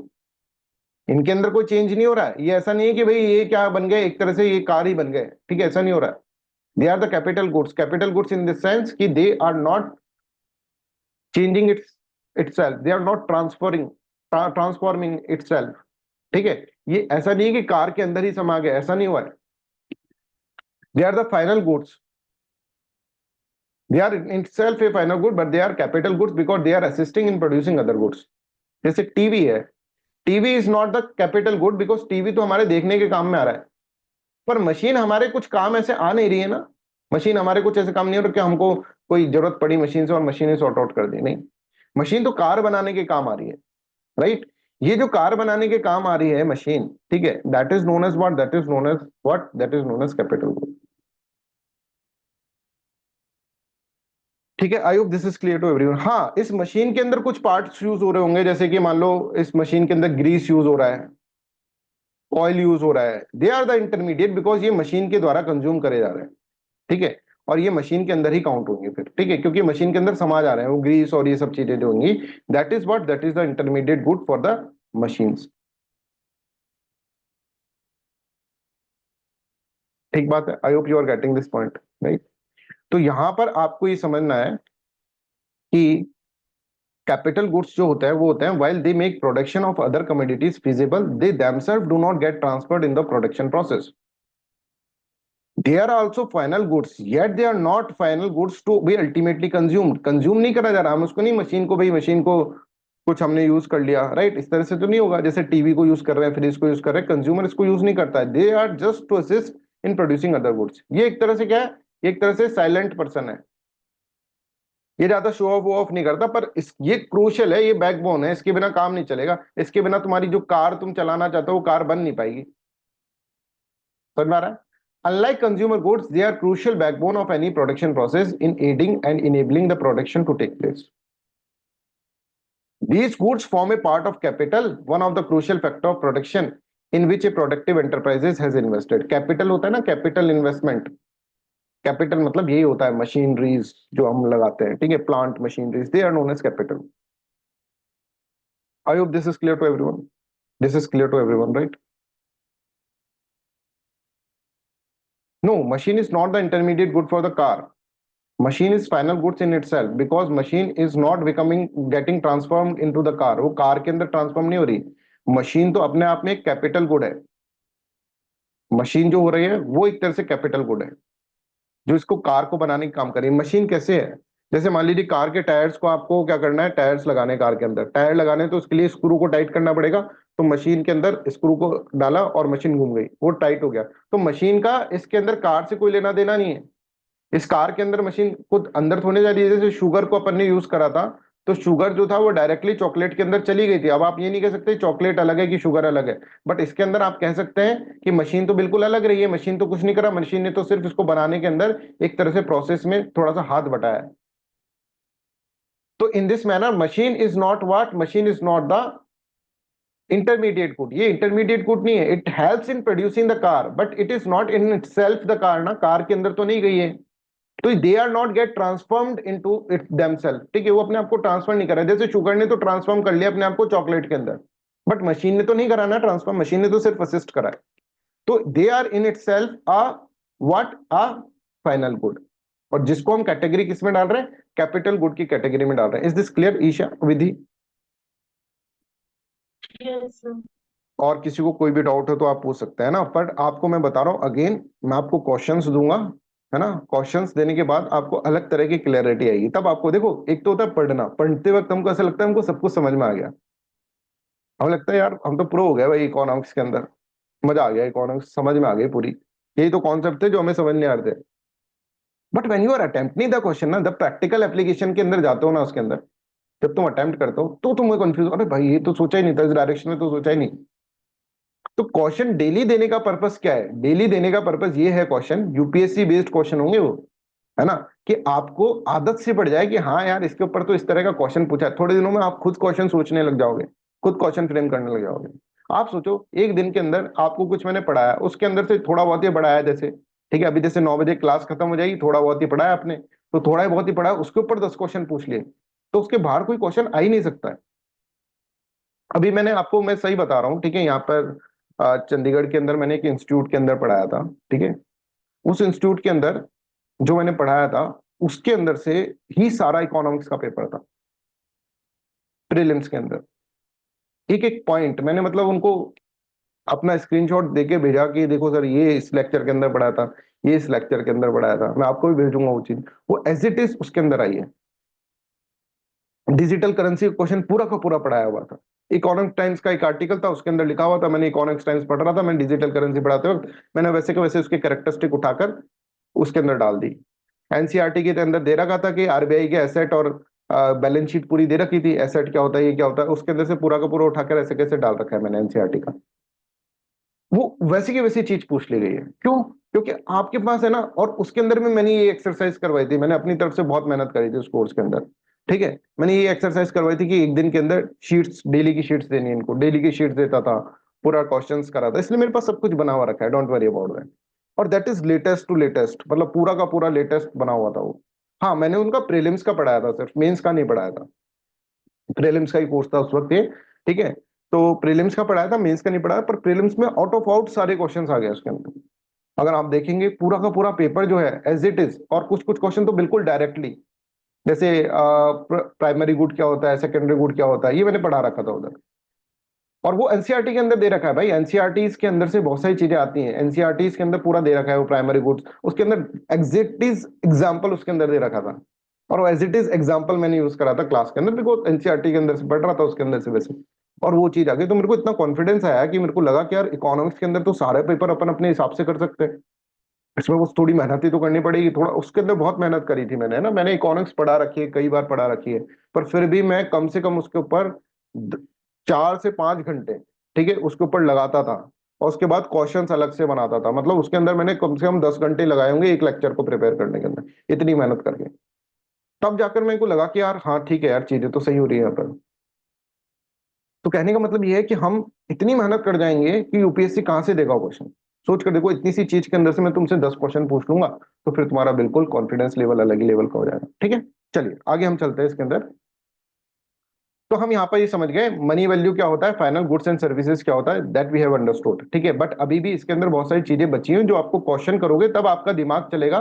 मैं डायरेक्टली हर एक एग्जांपल इसलिए नहीं दे रहा क्योंकि फिर क्वेश्चन में क्या पूछूंगा, मैं क्वेश्चन में पूछूंगा कि ये इंटरमीडिएट गुड है कि फाइनल गुड है, तब आपका इसके अंदर दिमाग दौड़ना पड़ेगा, आपको ब्रेन स्टॉर्मिंग करेगी, और फिर जाकर आप इसके अंदर चीजें करेंगे। प्लीज डोंट ट्राई कि आप कहीं यूज कर लो, कोई गूगल पे सर्च कर लो और ये कर लो, ये सब बच्चों की हरकत है कि सर हाँ मैंने तो ये सही करा था। आपको, आप बड़े हो चुके हो, है ना, कोई गूगल में से कॉपी पेस्ट करके देख लो और ये सब चीजें करके देख लो, वो सब चीजें हटा दो अपने दिमाग से, है ना, प्लीज ट्राई टू अंडरस्टैंड, है ना। और कोई भी आपको टेस्ट सीरीज और ये सब चीजें करने की जरूरत नहीं, क्योंकि सारी टेस्ट सीरीज मैं देख चुका हूँ, है ना, उनमें से क्वेश्चंस मैं निकाल चुका हूँ कौन कौन से अच्छे क्वेश्चन है, कौन से, है ना, और थोड़ा सा आप करंट अफेयर्स और ये सब चीजें भी आप कर लेंगे, तो टेस्ट सीरीज के अंदर हम सारे इंस्टीट्यूट के अंदर जो बेस्ट क्वेश्चन है ना, वो सारे के सारे इंस्टीट्यूट के अंदर हम थोड़े से अपनी लैंग्वेज चेंज करके उसको लिख देंगे, डोंट वरी अबाउट दैट, है ना। तो देखो, produce in the domestic territory of a country in a given financial year, तो हम ये समझ गए मनी वैल्यू क्या है, फाइनल गुड्स एंड सर्विसेज क्या है। अब समझते हैं साहब डोमेस्टिक टेरिटरी क्या होता है। डोमेस्टिक टेरिटरी तो सर इजी है, क्या इजी है सर, कश्मीर से लेकर कन्याकुमारी तक ले लो, और यहाँ से गुजरात से लेकर पूरा नॉर्थ ईस्ट कवर कर लो, ठीक है, अरुणाचल प्रदेश तक, तो that is known as what, that is known as our, ये जो भी चीज है हमारी, ये हो जाएगी अपनी डोमेस्टिक टेरिटरी। नहीं, domestic territory is something more. Domestic territory के अंदर और भी चीजें इंक्लूड होती हैं, सिर्फ यही नहीं होगा, इसके बाद भी बहुत सारी चीजें हैं जो कि डोमेस्टिक टेरिटरी के अंदर इंक्लूड होती हैं। तो what is included in domestic territory, domestic territory के अंदर क्या क्या इंक्लूड होता है वो हम इसके अंदर बता रहे हैं। सबसे पहले तो डोमेस्टिक टेरिटरी के अंदर ये टेरिटोरियल बाउंड्री जो है, that is what, that is the domestic territory, ये डोमेस्टिक टेरिटरी है। ठीक है, ये डोमेस्टिक टेरिटरी है। बट इसके अलावा भी बहुत सारी चीजें डोमेस्टिक टेरिटरी में आती हैं। जैसे कि भारत एक पेनिनसुला है। पेनिनसुला का मतलब जो तीन साइड से वाटर से घिरा हुआ है। ठीक है, तीन साइड से भारत वाटर से घिरा हुआ है, that is known as peninsula. और जो सभी साइड से वाटर से घिरा होता है उसको अपन आइलैंड बोल देते हैं। ठीक है, तो भारत एक पेनिनसुला है जिसकी तीन साइड जो है वो क्या है, पानी से घिरी हुई है। ठीक है, तो अगर हम यहाँ पर आप देखिएगा, अगर हम पानी के अंदर जाएं, यहां तक यहां पर जाए पानी के अंदर, तो कुछ एरिया जो पानी का होता है ना, that is known as what, that is known as territorial water. वो टेरिटोरियल वाटर होता है, हर कंट्री का एक टेरिटोरियल वाटर होता है। डोमेस्टिक टेरिटरी तो हो गई, लैंड टेरिटरी तो हो ही गई। लैंड टेरिटरी के बाद एक टेरिटोरियल वाटर भी होता है। जो इंटरनेशनल रूल्स एंड रेगुलेशन, जो कि अनक्लॉज के अंदर इंटरनेशनल रूल्स एंड रेगुलेशन होते हैं, United Nation convention on law of seas, ये भी आगे चलकर पढ़ेंगे हम क्या होता है ये। ठीक है, ये भी डिटेल के अंदर पढ़ेंगे। तो ये अनक्लॉज जो होता है उसके अंदर क्या होता है, उसके अंदर ये एक तरह से टेरिटोरियल वाटर जो होता है वो बताया जाता है 12 नॉटिकल माइल्स तक। जो यहां से अगर हम चलें और 12 नॉटिकल माइल्स तक जाएं तो ये this will be known as territorial water, ये हमारा टेरिटोरियल वाटर होगा। 12 नॉटिकल माइल्स तक जब हम चलेंगे तो that is known as what, that is known as territorial water. Nautical miles क्या है, nautical miles is a unit of, मतलब डिस्टेंस की एक यूनिट है। इसके अंदर 1 nautical mile is equal to 18.52 kilometre, 1 nautical mile. ठीक है, तो इतना आपको याद नहीं करना, आपको ये देखना टेरिटोरियल वाटर जो होता है वो 12 नॉटिकल माइल्स तक टेरिटोरियल वाटर होता है। और दिस टेरिटोरियल वाटर, ये जो टेरिटोरियल वाटर है 12 नॉटिकल माइल्स तक, this is known as what, this is known as what, this is known as the domestic territory. This will be included in the domestic territory. मतलब भारत की जो land boundaries है वो तो है ही, land territory है वो तो है ही, उसके अलावा भारत का जो टेरिटोरियल वाटर होगा 12 नॉटिकल माइल्स तक जो पानी होगा, that is also known as what, that is known as the domestic territory of the country. इसको भी हम डोमेस्टिक टेरिटरी कहेंगे country. I hope this is clear. तो टेरिटोरियल बाउंड्री और territorial water that will be consider as the domestic territory of a country. I hope this is clear. Anybody has any kind of any doubt, please ask me. है ना। तो हम यहाँ पर देखें, जैसे कि अनक्लॉज का होता है, ये मैं पूरा नहीं पढ़ा रहा हूँ, मैं आपको आगे चल के पूरा पढ़ाऊंगा, बिकॉज इसके अंदर एक्सक्लूसिव इकोनॉमिक जोन्स क्या होता है, हाई सी क्या होता है, कॉन्टिनेंटल शेल क्या होता है, ये सब चीजें पढ़ानी पड़ेंगी, फिर हम थोड़ा डाइवर्ट हो जाएंगे अपने उससे, क्या क्या अधिकार होते हैं इसके अंदर, ये सब मैं आपको बाद में पढ़ाऊंगा। आप तो यहाँ पर देखो, ये जो बेस लाइन है ना, बेस लाइन से जो टेरिटोरियल सी तक, जो टेरिटोरियल सी होता है वो 12 नॉटिकल माइल्स तक होता है, 12 नॉटिकल माइल्स। और 12 nautical miles, 1 nautical miles is equals to 1.852 kilometre. ठीक है, और 1852 मीटर, राइट, इस तरह से अपन इसके अंदर। तो हम कह रहे हैं कि अगर मान लीजिए भारत इस तरह से है, तो भारत का जो टेरिटोरियल वाटर है जो कि भारत का 1.82 किलोमीटर तक है, इस टेरिटोरियल वाटर के अंदर अगर कोई गुड्स एंड सर्विसेज प्रोड्यूस होता है in the domestic territory, it will be counted as GDP, because it is the domestic territory. यहां पर प्रोड्यूस हो रहा है तो ठीक है, यहां पर मार्कर प्रोड्यूस हो रहा है तो ठीक है, यहां पर कोई ऑयल प्रोड्यूस हो जा रहा है डोमेस्टिक टेरिटोरियल वाटर के अंदर, तो that will also be consider as a GDP, gross development, gross domestic product. तो I hope this is clear to everyone. Territorial boundaries तो हो ही गया। ठीक है, भारत का जो टेरिटोरियल बाउंड्री, इसके अलावा भारत का जो, अगर आप देखेंगे टेरिटोरियल वाटर जो कि 12 नॉटिकल माइल्स तक है, बेस लाइन से अगर हम देखें 12 नॉटिकल माइल्स तक चलोगे तो टेरिटोरियल वाटर है, that will be considered as the GDP, gross domestic product. I hope this is clear. ठीक है साहब, मतलब सर डोमेस्टिक टेरिटरी का मतलब हम समझ गए, एक तो टेरिटोरियल बाउंड्रीज हो गई है ना सर, और दूसरा जो हो गया वो टेरिटोरियल वाटर हो गया। ठीक है sir, is this okay? Yes, this is okay. But there is something more, और भी चीज है। और चीज क्या है ये हम इसके अंदर देखते हैं। देखो, भारत एक देश है, इसी तरह आप देखेंगे तो अमेरिका भी एक देश है। यस सर, अमेरिका भी एक देश है। भारत और अमेरिका के डिप्लोमेटिक रिलेशंस है ना, India and America is having the diplomatic relation. What it means, it means कि अमेरिका के अंदर भारत की एम्बेसी है, इंडिया की एम्बेसी है, जिसमें हमारे टॉप नॉच डिप्लोमेट्स यहां पर बैठे हुए हैं, बढ़िया बढ़िया डिप्लोमेट्स बढ़े हुए हैं। क्योंकि यहां पर अमेरिका के अंदर क्या है, बहुत सारे इंडियंस रहते हैं, इंडियंस को कोई प्रॉब्लम होगी तो वो कहां जाएंगे, तो एक यहां पर एम्बेसी होती है, एम्बेसी। अगर मान लो इंडिया से अमेरिका को बात करनी होगी इंस्टेंटली, तो वो फोन लगाएगा, फोन मिलेगा नहीं, ठीक है, इंडिया में, तो वो अपने यहां पर चल जाएगा इंडिया के एम्बेसी में, और वहां के डिप्लोमेट से बात करेगा कि साहब ऐसा ऐसा हो गया, ऐसा ऐसा आपने क्यों करा, ऐसा ऐसा हमें बता दो। तो ये एम्बेसी जो होती है वो इंडिया की एम्बेसी किसके अंदर है, अमेरिका के अंदर। इसी तरह से अमेरिका की एम्बेसी भी भारत के अंदर है, जनरली कैपिटल सिटी के अंदर होती है, जैसे दिल्ली के अंदर भारत के अंदर जो भी डिप्लोमेट्स हैं, डिप्लोमेटिक रिलेशन है जिनका भी, उनका क्या है, एक तरह से एम्बेसीज है। और एम्बेसीज के साथ साथ कुछ उसके रीजनल ऑफिसेज भी होता है, रीजनल ऑफिसेज, क्योंकि अब पूरे अमेरिका के अंदर सभी, अब जैसे भारत के अंदर है, मान लीजिए तमिलनाडु में कुछ हुआ, तो तमिलनाडु वाला भाई यहाँ तो जाएगा नहीं, दिल्ली आ रहा है वो, तो उसके तमिलनाडु में एक ऑफिस खोल दिया, वो एम्बेसी का छोटा ऑफिस, रीजनल ऑफिस होता है, that is known as consulates, उसको अपन कॉन्सुलेट्स बोलते हैं। तो एम्बेसीज एंड कॉन्सुलेट्स, ये मैंने आपको इसके अंदर बताया, तो एम्बेसीज और कॉन्सुलेट्स होंगे ना, that is also the domestic territory of a country, उसको भी डोमेस्टिक टेरिटरी ही कहते हैं। जैसे अमेरिका के अंदर भारत की एम्बेसी, और इस एम्बेसी, ये जो भारत की एम्बेसी है, that will B domestic territory of the India, not the America. America की धरती के अंदर ही भारत की जो एम्बेसी है उसको डोमेस्टिक टेरिटरी इंडिया की बोलेंगे, अमेरिका की डोमेस्टिक टेरिटरी नहीं है वो। तो यहां पर कोई गुड्स एंड सर्विसेज प्रोड्यूस होता है तो that will be considered as the GDP of India, not the America, GDP of India not America. I hope you are getting my point. तो भारत के अंदर अमेरिका की एम्बेसी है, समझ में आ रहा है, भारत के अंदर किसकी एम्बेसी है, तो इसके अंदर कुछ भी प्रोड्यूस होगा, कुछ भी गुड्स एंड सर्विसेज प्रोड्यूस होगा, तो that will be considered as what, that will be considered as the domestic territory of America, and that will be considered as GDP of America, not the India. इसी तरह से consulates के अंदर भी कुछ होगा, गुड्स एंड सर्विसेज प्रोड्यूस, तो that will be considered as the domestic territory of the America, not the India. I hope you are getting this one. अच्छा, एक जैसे कि फॉर एग्जांपल मैं आपको बात करूं, अमेरिका के अंदर, ठीक है, भारत की जो एम्बेसीज थी उस पे खालिस्तानियों ने अटैक कर दिया था, खालिस्तानीज ने अटैक कर दिया था, है ना, जो भी खालिस्तानी मूवमेंट को सपोर्ट कर रहे थे उन्होंने अटैक कर दिया उसके ऊपर, है? इसी तरह से कनाडा के अंदर हमारी एम्बेसी उस पर भी अटैक कर दी। आप यहाँ जानते हैं एक बात, कि इसका मतलब क्या है, इसका मतलब एक तरह से उन्होंने भारत की डोमेस्टिक टेरिटरी के ऊपर अटैक कर दिया, क्योंकि एम्बेसीज के अंदर जो रूल्स एंड रेगुलेशंस चलते हैं वो भारत के चलते हैं, समझ में आ रहा है। एम्बेसीज के अंदर जो भी होता है, जो भी सब चलेगा, वो अमेरिका का कानून नहीं चलेगा, वो किसका कानून चलेगा, भारत का कानून चलेगा। तो embassies is just a part of another country in a country, इस तरह से देखा जाता है। जैसे मान लीजिए कि अमेरिका के अंदर कोई एक पर्सन है ना, इसको अमेरिका ने क्या करा, इसको अमेरिका ने एक तरह से अक्यूज घोषित कर दिया, इसका इसके एक तरह से इम्प्रिजनमेंट के नोटिस आ गया इसका, कि भाई इसको जल्दी से लेकर चलो, इसको इसके खिलाफ सुनवाई होगी। अब इसने भारत से बात करी, जल्दी से भारत से बात करी कि यार ऐसा ऐसा हो रहा है मेरे साथ, मैं क्या करूं।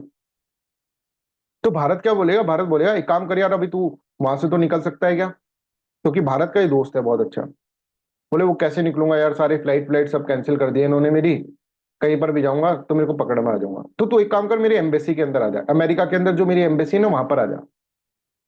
Once it comes in the America Indians embassy, then ये जो चार दीवारी के अंदर ये आ गया है, then Indians rules and regulation will be followed. तो कभी डिप्लोमेटिक असाइलम देते हैं ना किसी को, तो एम्बेसीज के अंदर दे देते हैं, उसी कंट्री के अंदर एम्बेसीज के अंदर दे देते हैं।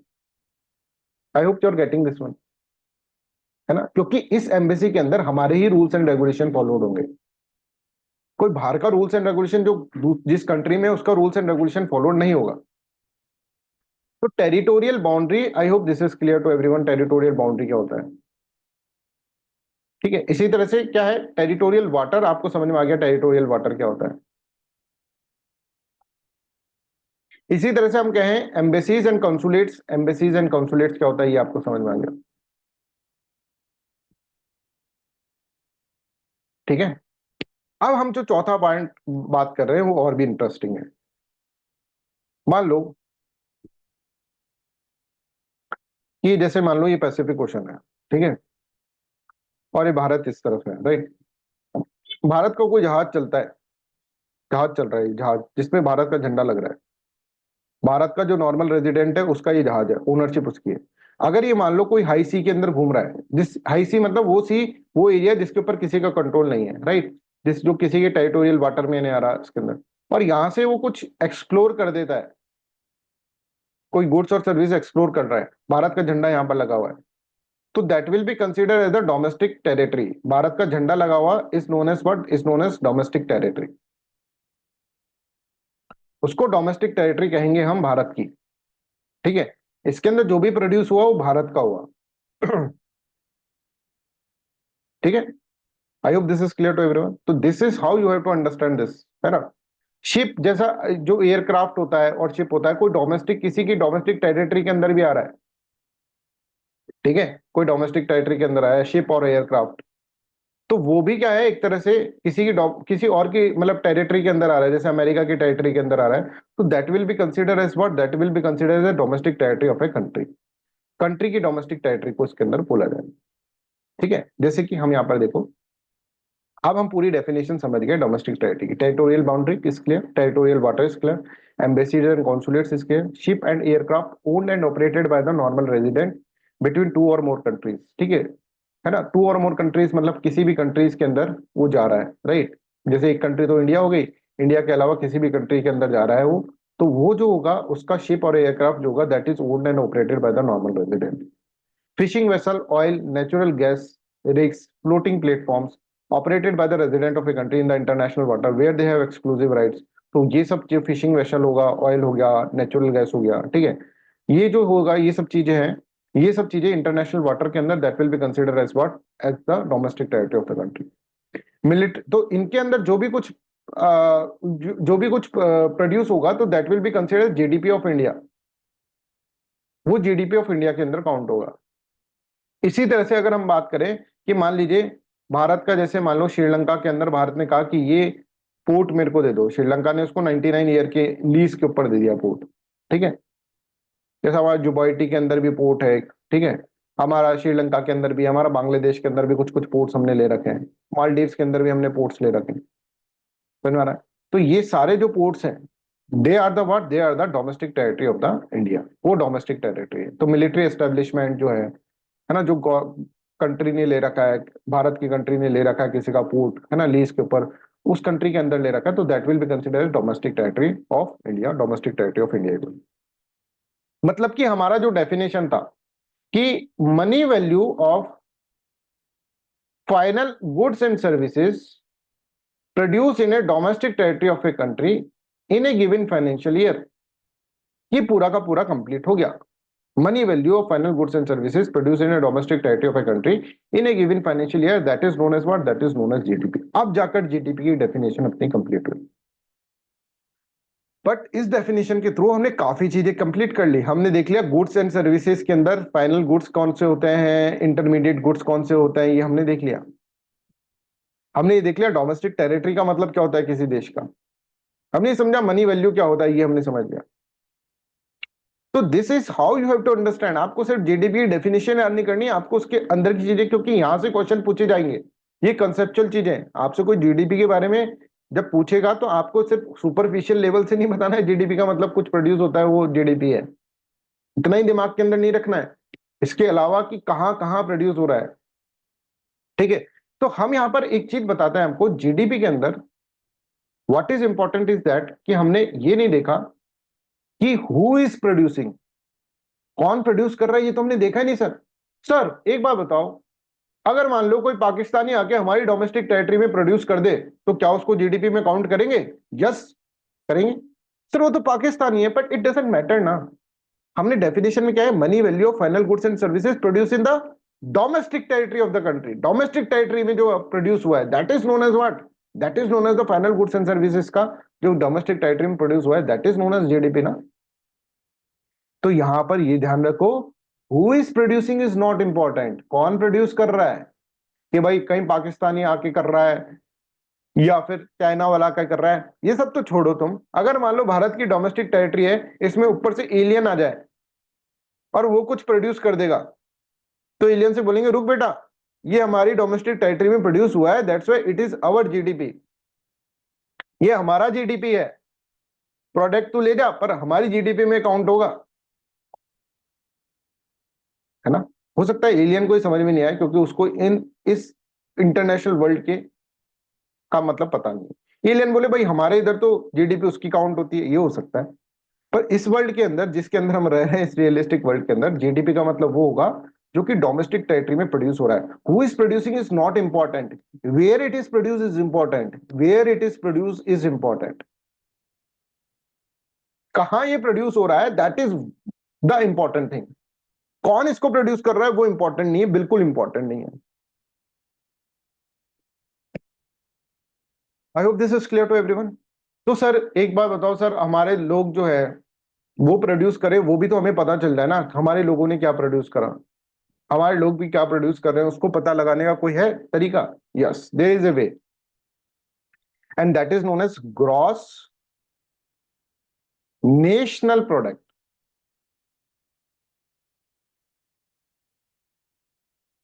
ग्रॉस नेशनल प्रोडक्ट की डेफिनेशन आप सुनोगे ना, तो एक वर्ड के अलावा सब कुछ सेम है। जैसे जीडीपी का मतलब क्या है? जीडीपी का मतलब यह है money value of final goods and services produce in the domestic territory of a country in a given financial year, that is known as GDP. GNP का मतलब भी यही है, लगभग लगभग, एक वर्ड को हटा दो बस, money value of final goods and services ही आएगा इसमें भी। But produce in the domestic territory यहां पे मैटर नहीं कर रहा, यहां पे कर रहा है produce by the nationals of a country, nationals in a given financial year. एक फाइनेंशियल ईयर के अंदर जो नेशनल्स के द्वारा प्रोड्यूस किया जा रहा है फाइनल गुड्स एंड सर्विसेज, उसका मनी वैल्यू जो है that is known as what, that is known as GNP. उसको हम ग्रॉस नेशनल प्रोडक्ट बोल रहे हैं, उसको हम जीएनपी बोलते हैं। तो क्या समझे? इसका मतलब क्या है सर कि यहां पर कहां प्रोड्यूस हो रहा है ग्रॉस नेशनल प्रोडक्ट में, दिस इज नॉट इंपॉर्टेंट। कौन प्रोड्यूस कर रहा है, दिस इज इंपॉर्टेंट। मान लो हमारे देश के अंदर एक पाकिस्तानी आके प्रोड्यूस करता है, पाकिस्तानी आके कोई गुड्स एंड सर्विसेज प्रोड्यूस कर रहा है, तो that will be count in the GDP, but that will not be counted in the GNP. ठीक है, I hope you are getting this, क्योंकि वो हमारे नेशनल के द्वारा प्रोड्यूस नहीं करा गया ना। अच्छा, हमारी कंट्री की डोमेस्टिक टेरिटरी में पड़ा गया, पैदा करा गया है, तो that is known as GDP, that will be counted as GDP, हाँ भाई जीडीपी है, बट जीएनपी में काउंट नहीं होगा, क्योंकि जीएनपी में क्या है, ये पाकिस्तान की जीएनपी में काउंट होगा। ओ सर, हमारी धरती पे आके बनाकर गया है वो, सिर्फ पाकिस्तान की डीजीपी में काउंट होगा, जीएनपी में काउंट होगा, yes. That is known as gross national product. I hope you are getting my point. So in gross national product, where it is produced is not important at all. Who is producing is important. जैसे कि for example मान लो कि ये भारत है, और भारत का ये पूरा बोर्ड जो है, व्हाइट बोर्ड जो दिख रहा है आपको, ये पूरा का पूरा क्या है, दूसरा कोई वर्ल्ड है, जिसके अंदर अमेरिका है, पाकिस्तान है, ठीक है, चाइना है, राइट, ये सब चीजें हैं, राइट, रशिया है, सेंट्रल एशिया है, इस तरह से हम देखें अफगानिस्तान है ना, मिडिल ईस्ट यहाँ पर हो गया, ये सब पूरा वर्ल्ड है। अब भारत का नागरिक यहां पर भी प्रोड्यूस कर रहा होगा, यहां पर भी प्रोड्यूस कर रहा होगा, यहां पर भी कर रहा होगा, सब जगह ही प्रोड्यूस कर रहा होगा, पूरे वर्ल्ड के अंदर सब जगह प्रोड्यूस कर रहा होगा।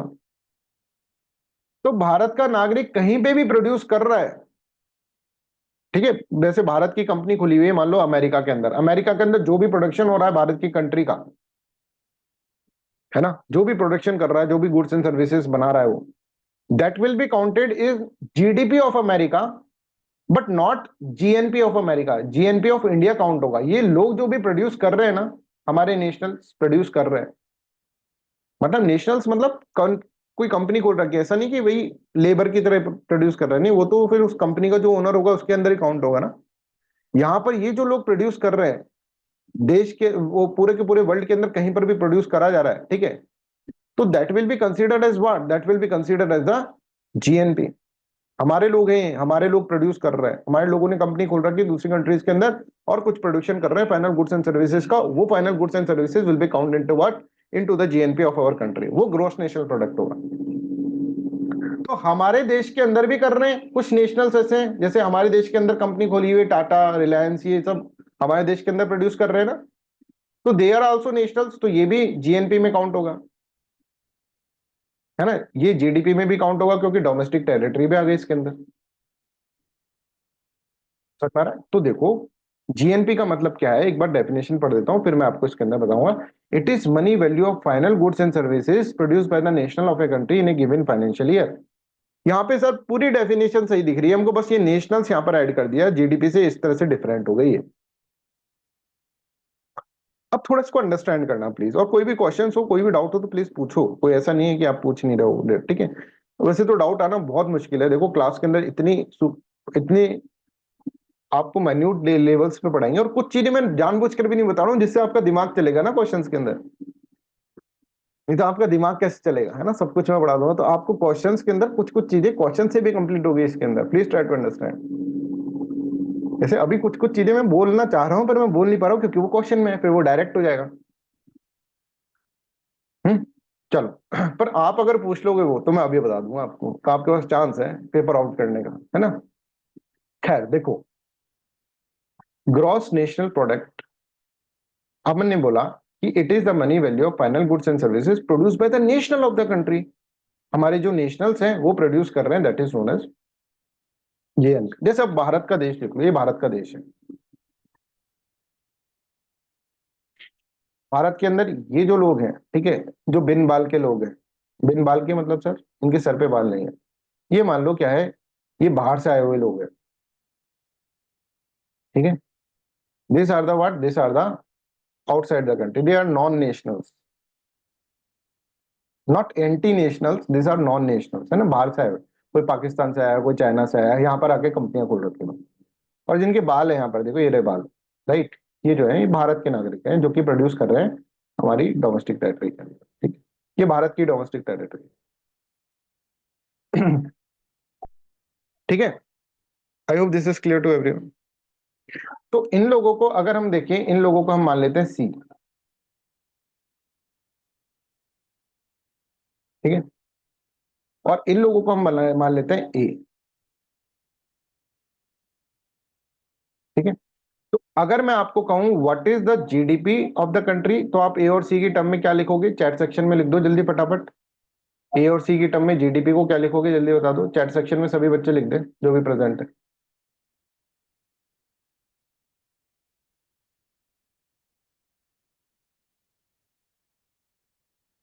जल्दी लिखो फटाफट। ए और सी के रेस्पेक्ट में जीडीपी क्या होगी, जीडीपी पूछा है मैंने, जीडीपी मैं बोल रहा हूँ, जीडीपी क्या होगी। सुब्रत ने लिख दिया, पूजा ने लिख दिया, बाकी ईशा डॉली सब लिखो, सभी बच्चे लिखो, देखो नाम नहीं बोलूंगा मैं। जीडीपी पूछ रहा हूँ मैं, GDP.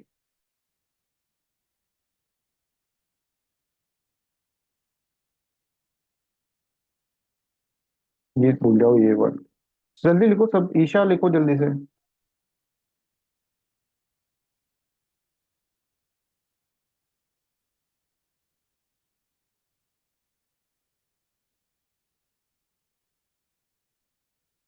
I am waiting, just tell me A और सी के रेस्पेक्ट के अंदर जीडीपी को क्या लिखूंगा मैं, जल्दी से लिख दो सभी बच्चे फटाफट।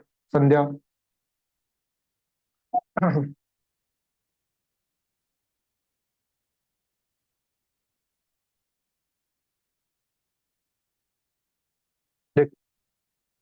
जीडीपी के अंदर हम क्या देख रहे थे, only thing we are considering is the domestic territory, बस खत्म खान, डोमेस्टिक टेरिटरी, ये पूरा डोमेस्टिक टेरिटरी है भारत का, है ना। ये पूरा डोमेस्टिक टेरिटरी है, यहाँ से लेकर यहाँ तक, यहाँ से लेकर यहाँ तक पूरा डोमेस्टिक टेरिटरी है। इसके अंदर कौन कौन प्रोड्यूस कर रहा है ये तो हम पूछ ही नहीं रहे थे।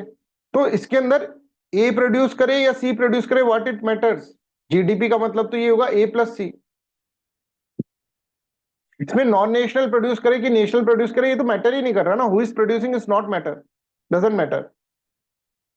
कौन प्रोड्यूस कर रहा है ये थोड़ा ना एलियन आके भी प्रोड्यूस कर देगा, मैंने आपको बताया ना, डोमेस्टिक टेरिटरी के अंदर।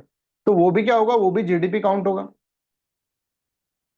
सेकेंड इंपॉर्टेंट थिंग, अगर मैं पूछूं जीएनपी क्या है, तो जीएनपी मतलब जो नॉन नेशनल्स प्रोड्यूस कर रहे हैं, मान लो नॉन नेशनल्स ने सी प्रोड्यूस करा है, तो this is known as what, this is known as GDP. ये सी जो है that is GDP, GNP sorry, जी that is known as GNP. जो जो सी प्रोड्यूस हुआ है that is known as GNP. इसमें ए को हम कंसिडर नहीं करेंगे बिकॉज जीएनपी के अंदर सिर्फ और सिर्फ, सॉरी सी नहीं, A A will be consider as the GNP because GNP के अंदर हम सिर्फ उन लोगों को इंक्लूड कर रहे हैं जो कि हमारे लोग हैं, ये बाल वाले लोग, या हमारे लोग हैं, हमारे नेशनल्स हैं, समझ में आ रहा है। तो when I am saying GNP तो you have to write A, and when I am saying GDP तो जीडीपी में तो सर ये मतलब ही नहीं है ना कौन कौन प्रोड्यूस कर रहा है ना। ये तो मतलब ही नहीं है जीएनपी में, तो ये मतलब है कि भाई कौन कौन प्रोड्यूस कर रहा है, तो है ही नहीं, ये तो कहाँ प्रोड्यूस हो रहा है that is important, domestic territory में हो रहा है तो ए प्लस सी हो रहा है। I hope this is clear to everyone, यहां तक सबको क्लियर है, राइट? तो यहां पर अपन ने इस तरह से देखा, ठीक है। What I want to convey is that कि भारत की टेरिटरी है, भारत की टेरिटरी के अंदर कुछ लोग जो हैं वो बाहर से आके प्रोड्यूस कर रहे हैं, they are the non nationals, ठीक है। और कुछ जो लोग हैं वो भारत की टेरिटरी के अंदर हमारे लोग हैं जो प्रोड्यूस कर रहे हैं, दैट आर नेशनल्स।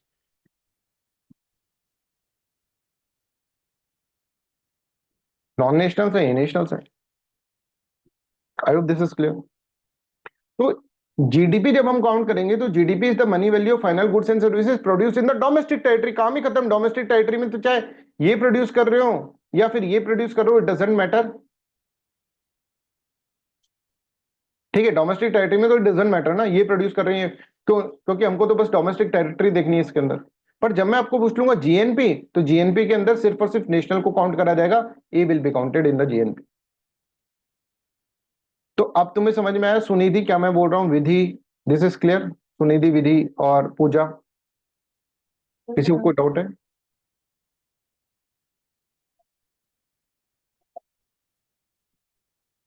ठीक है भाई, ये समझ में आ रहा है? अब देखो, हाँ क्लियर है, ठीक है चलो। अब देखो और एक कहानी अपन इसके अंदर समझाता है आपको। एक कहानी और बताएंगे, फिर आज का क्लास इतना ही रखेंगे, बिकॉज ज्यादा नहीं होना चाहिए पहली क्लास के अंदर, है ना? ये समझो।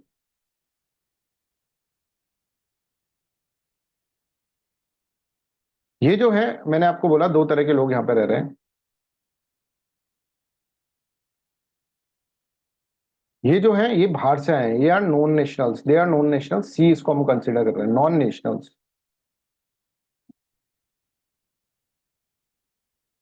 और this are people are nationals, ये नेशनल्स हैं because they have hair with them, गंजे नहीं है, है ना? इनको हम ए कंसिडर कर रहे हैं। अच्छा, ऐसे बाल वाले जो आदमी हैं, मतलब हमारे नेशनल्स जो हैं ऐसे, ये दूसरी कंट्रीज में भी तो होंगे, जैसे मैंने आपको बताया था अमेरिका के अंदर, ठीक है, पाकिस्तान के अंदर, राइट, चाइना के अंदर, ऐसे बहुत सारे होंगे। Consider them as A B, है ना? जो भी बाहर सारे है ना, पूरे बाहर के अंदर जो भी प्रोड्यूस कर रहे हैं उन सबको हम कंबाइंड मिला के उनका money value of goods and services को हम बी काउंट कर लेते हैं, बी, ठीक है। तो जब हमको जीएनपी लिखना होगा, अब हम अगर जीएनपी लिखेंगे in terms of A B and C, तो हम सारे नेशनल्स को देखेंगे ए प्लस बी, ये हमारा जीएनपी हो जाएगा। और जब हम जीडीपी लिखेंगे इसी केस के अंदर, जब हम जीडीपी लिख रहे हैं तो जीडीपी क्या होगा, ए प्लस सी। इसमें किस किस को समझ में नहीं आया प्लीज टेल मी, क्योंकि अगर तुम नहीं बताओगे तो चीजें बहुत बिगड़ जाएंगी। किस किस को समझ में नहीं आया प्लीज टेल मी, मैं वापस से एक्सप्लेन कर दूंगा, बहुत अच्छे से कर दूंगा, प्लीज ट्राई टू अंडरस्टैंड, आपको बोलना पड़ेगा। पर कोई ऐसा नहीं है कि भाई हमने बोल दिया कि सर हमको समझ में नहीं आया तो हमारे अंदर बुद्धि कम हो गई, इसको समझ में आ गया तो इसके अंदर बुद्धि ज्यादा हो, ऐसा कुछ भी नहीं है, ऐसा बिल्कुल मत सोचिएगा। किसको समझ में नहीं आया, सुनिधि, डॉली और सुब्रत, पूजा और एवरीवन, विधि, ईशा, किसको समझ में नहीं आया प्लीज टेल मी। ये जो मैंने लिखा, जीएनपी मतलब नेशनल्स है, नेशनल एक तो भारत के अंदर खुद प्रोड्यूस कर रहे हैं वो वाले अपन ने लिख दिए ए, और जो बाहर प्रोड्यूस कर रहे हैं दैट इज बी, ठीक है। Got it? अब देखो एक सिंपल मैथमेटिक्स में करके दिखाऊं आपको, क्या सर? जीएनपी में बोल रहा हूं ए प्लस सी, ए प्लस बी, और जीडीपी बोल रहा हूं ए प्लस सी। तो जीएनपी को अगर मैं क्या करूं, जीएनपी के अंदर से बी माइनस कर दूं, ठीक है, जीएनपी के अंदर से मैं बी माइनस कर रहा हूं और इसके अंदर सी ऐड कर दूं, बी माइनस करके सी ऐड कर दूं, तो ये क्या हो जाएगा, A plus C, that is GDP. और हाँ सर, तो जीएनपी के अंदर से, ठीक है, ए प्लस बी के अंदर से मैंने बी को हटा दिया, ठीक है, बी को हटा दिया, राइट, समझ में आ रहा है?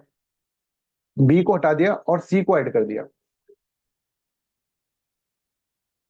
मतलब यहां पर जो ये बी थे, बाहर के जो लोग थे उनको हटा दिया, ठीक है, और सी को ऐड कर दिया, तो दैट विल बिकम जीडीपी और नॉट। समझ में आ रहा है? इसी तरह से अगर हम काम करें, जीडीपी को ले, जीडीपी के अंदर ए प्लस सी है, हमको बनाना है ए प्लस बी, तो इसमें से सी को हटा दूं मैं और बी को ऐड कर दूं, तो क्या हो जाएगा, ये सी को हटा दिया, बी को ऐड कर दिया, ये जीएनपी हो जाएगा। क्या ये बात समझ में आ रहा है? सी को हटा दिया और बी को ऐड कर दिया, तो that will become GNP or not. This is clear to everyone? तो जीडीपी को लिया मैंने, मतलब आप देखो सिंपल, देखो यहां पर, ठीक है, यहां पर देखो सिंपल, जिसकी मैं सेकंड इसको थोड़ा मिटा दूं मैं।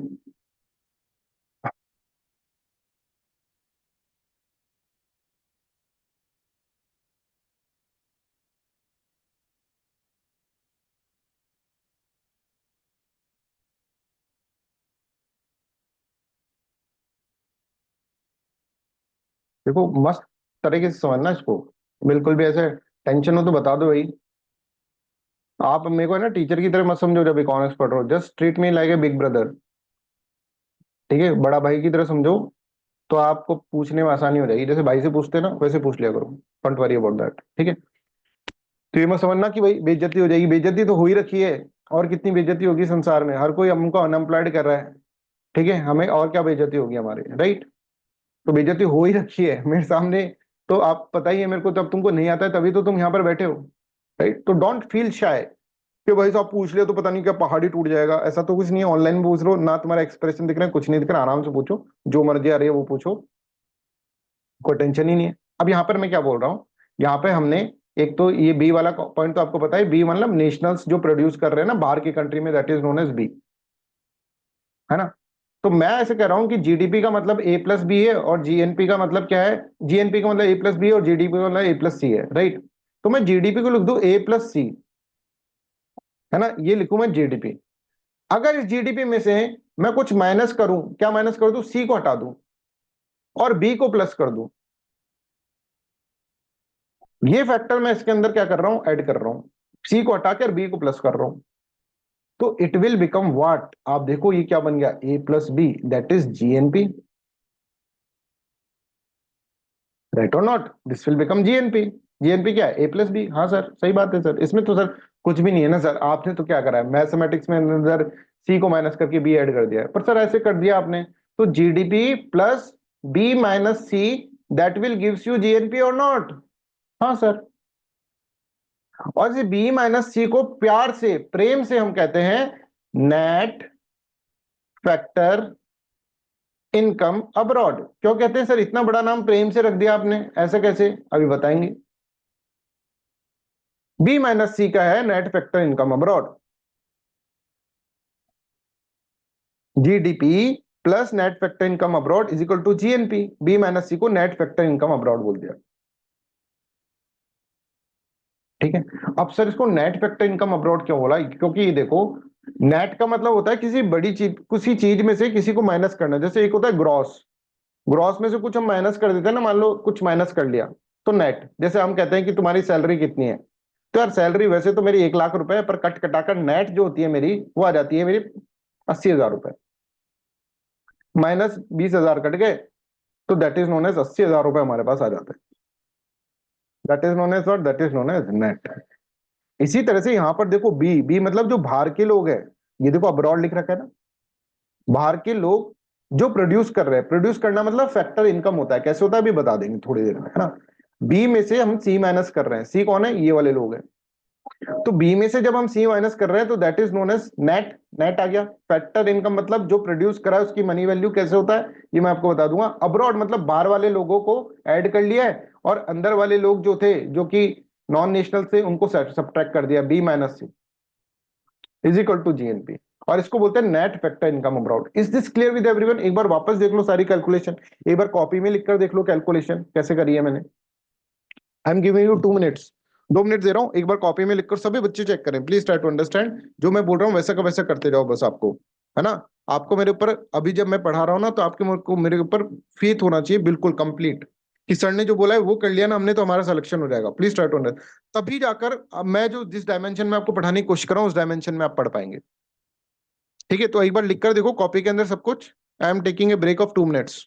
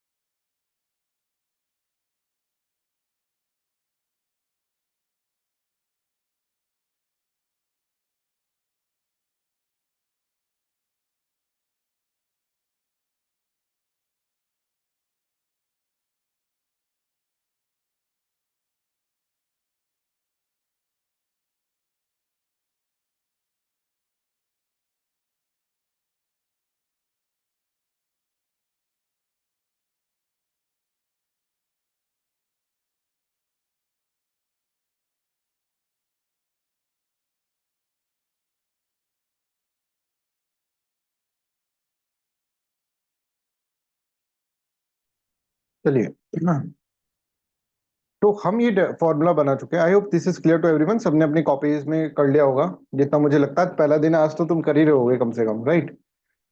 चलो, तो GNP is equal to GDP plus net factor income abroad. ठीक है, अब हम नेट फैक्टर इनकम अब्रॉड को समझते हैं। हम सबसे पहले समझेंगे फैक्टर्स क्या होते हैं, राइट?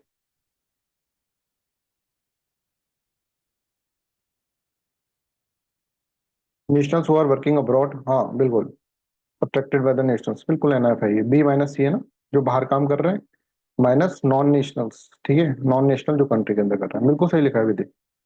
चलो गुड। अब हम ये समझ लेते हैं नेट फैक्टर इनकम अब्रॉड क्यों नाम दिया भाई इसको। बी माइनस सी जो विधि ने डेफिनेशन लिखी है उसको नेट फैक्टर इनकम अब्रॉड क्यों बोल दिया हमने, एक वर्ड में क्यों बोल दिया भाई, ये हमको इसके अंदर समझना है।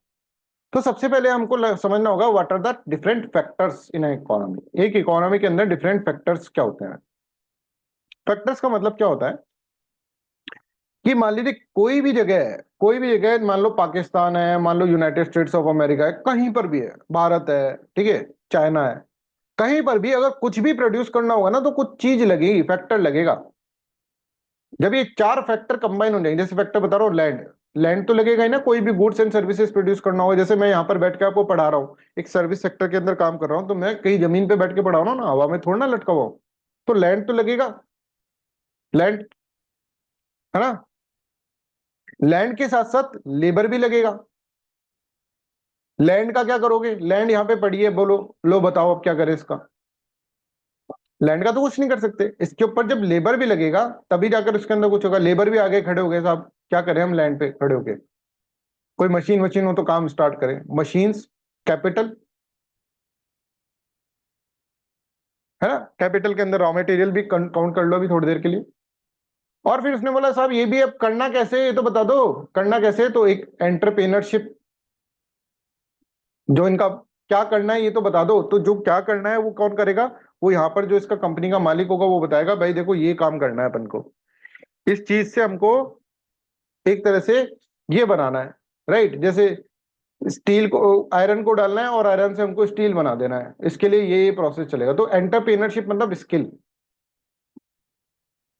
है ना। एंटरप्रेनर जो होता है ना, एंटरप्रेनर जिसका एक कंपनी है, इन चार चीजों को मिला दोगे जब आप, लैंड को, लेबर को, कैपिटल को, एंटरप्रेन्योरशिप को।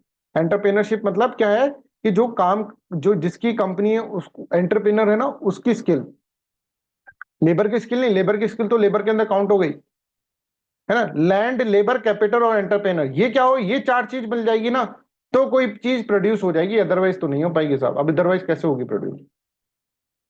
इन चार चीजों का तिगड़म will produce anything.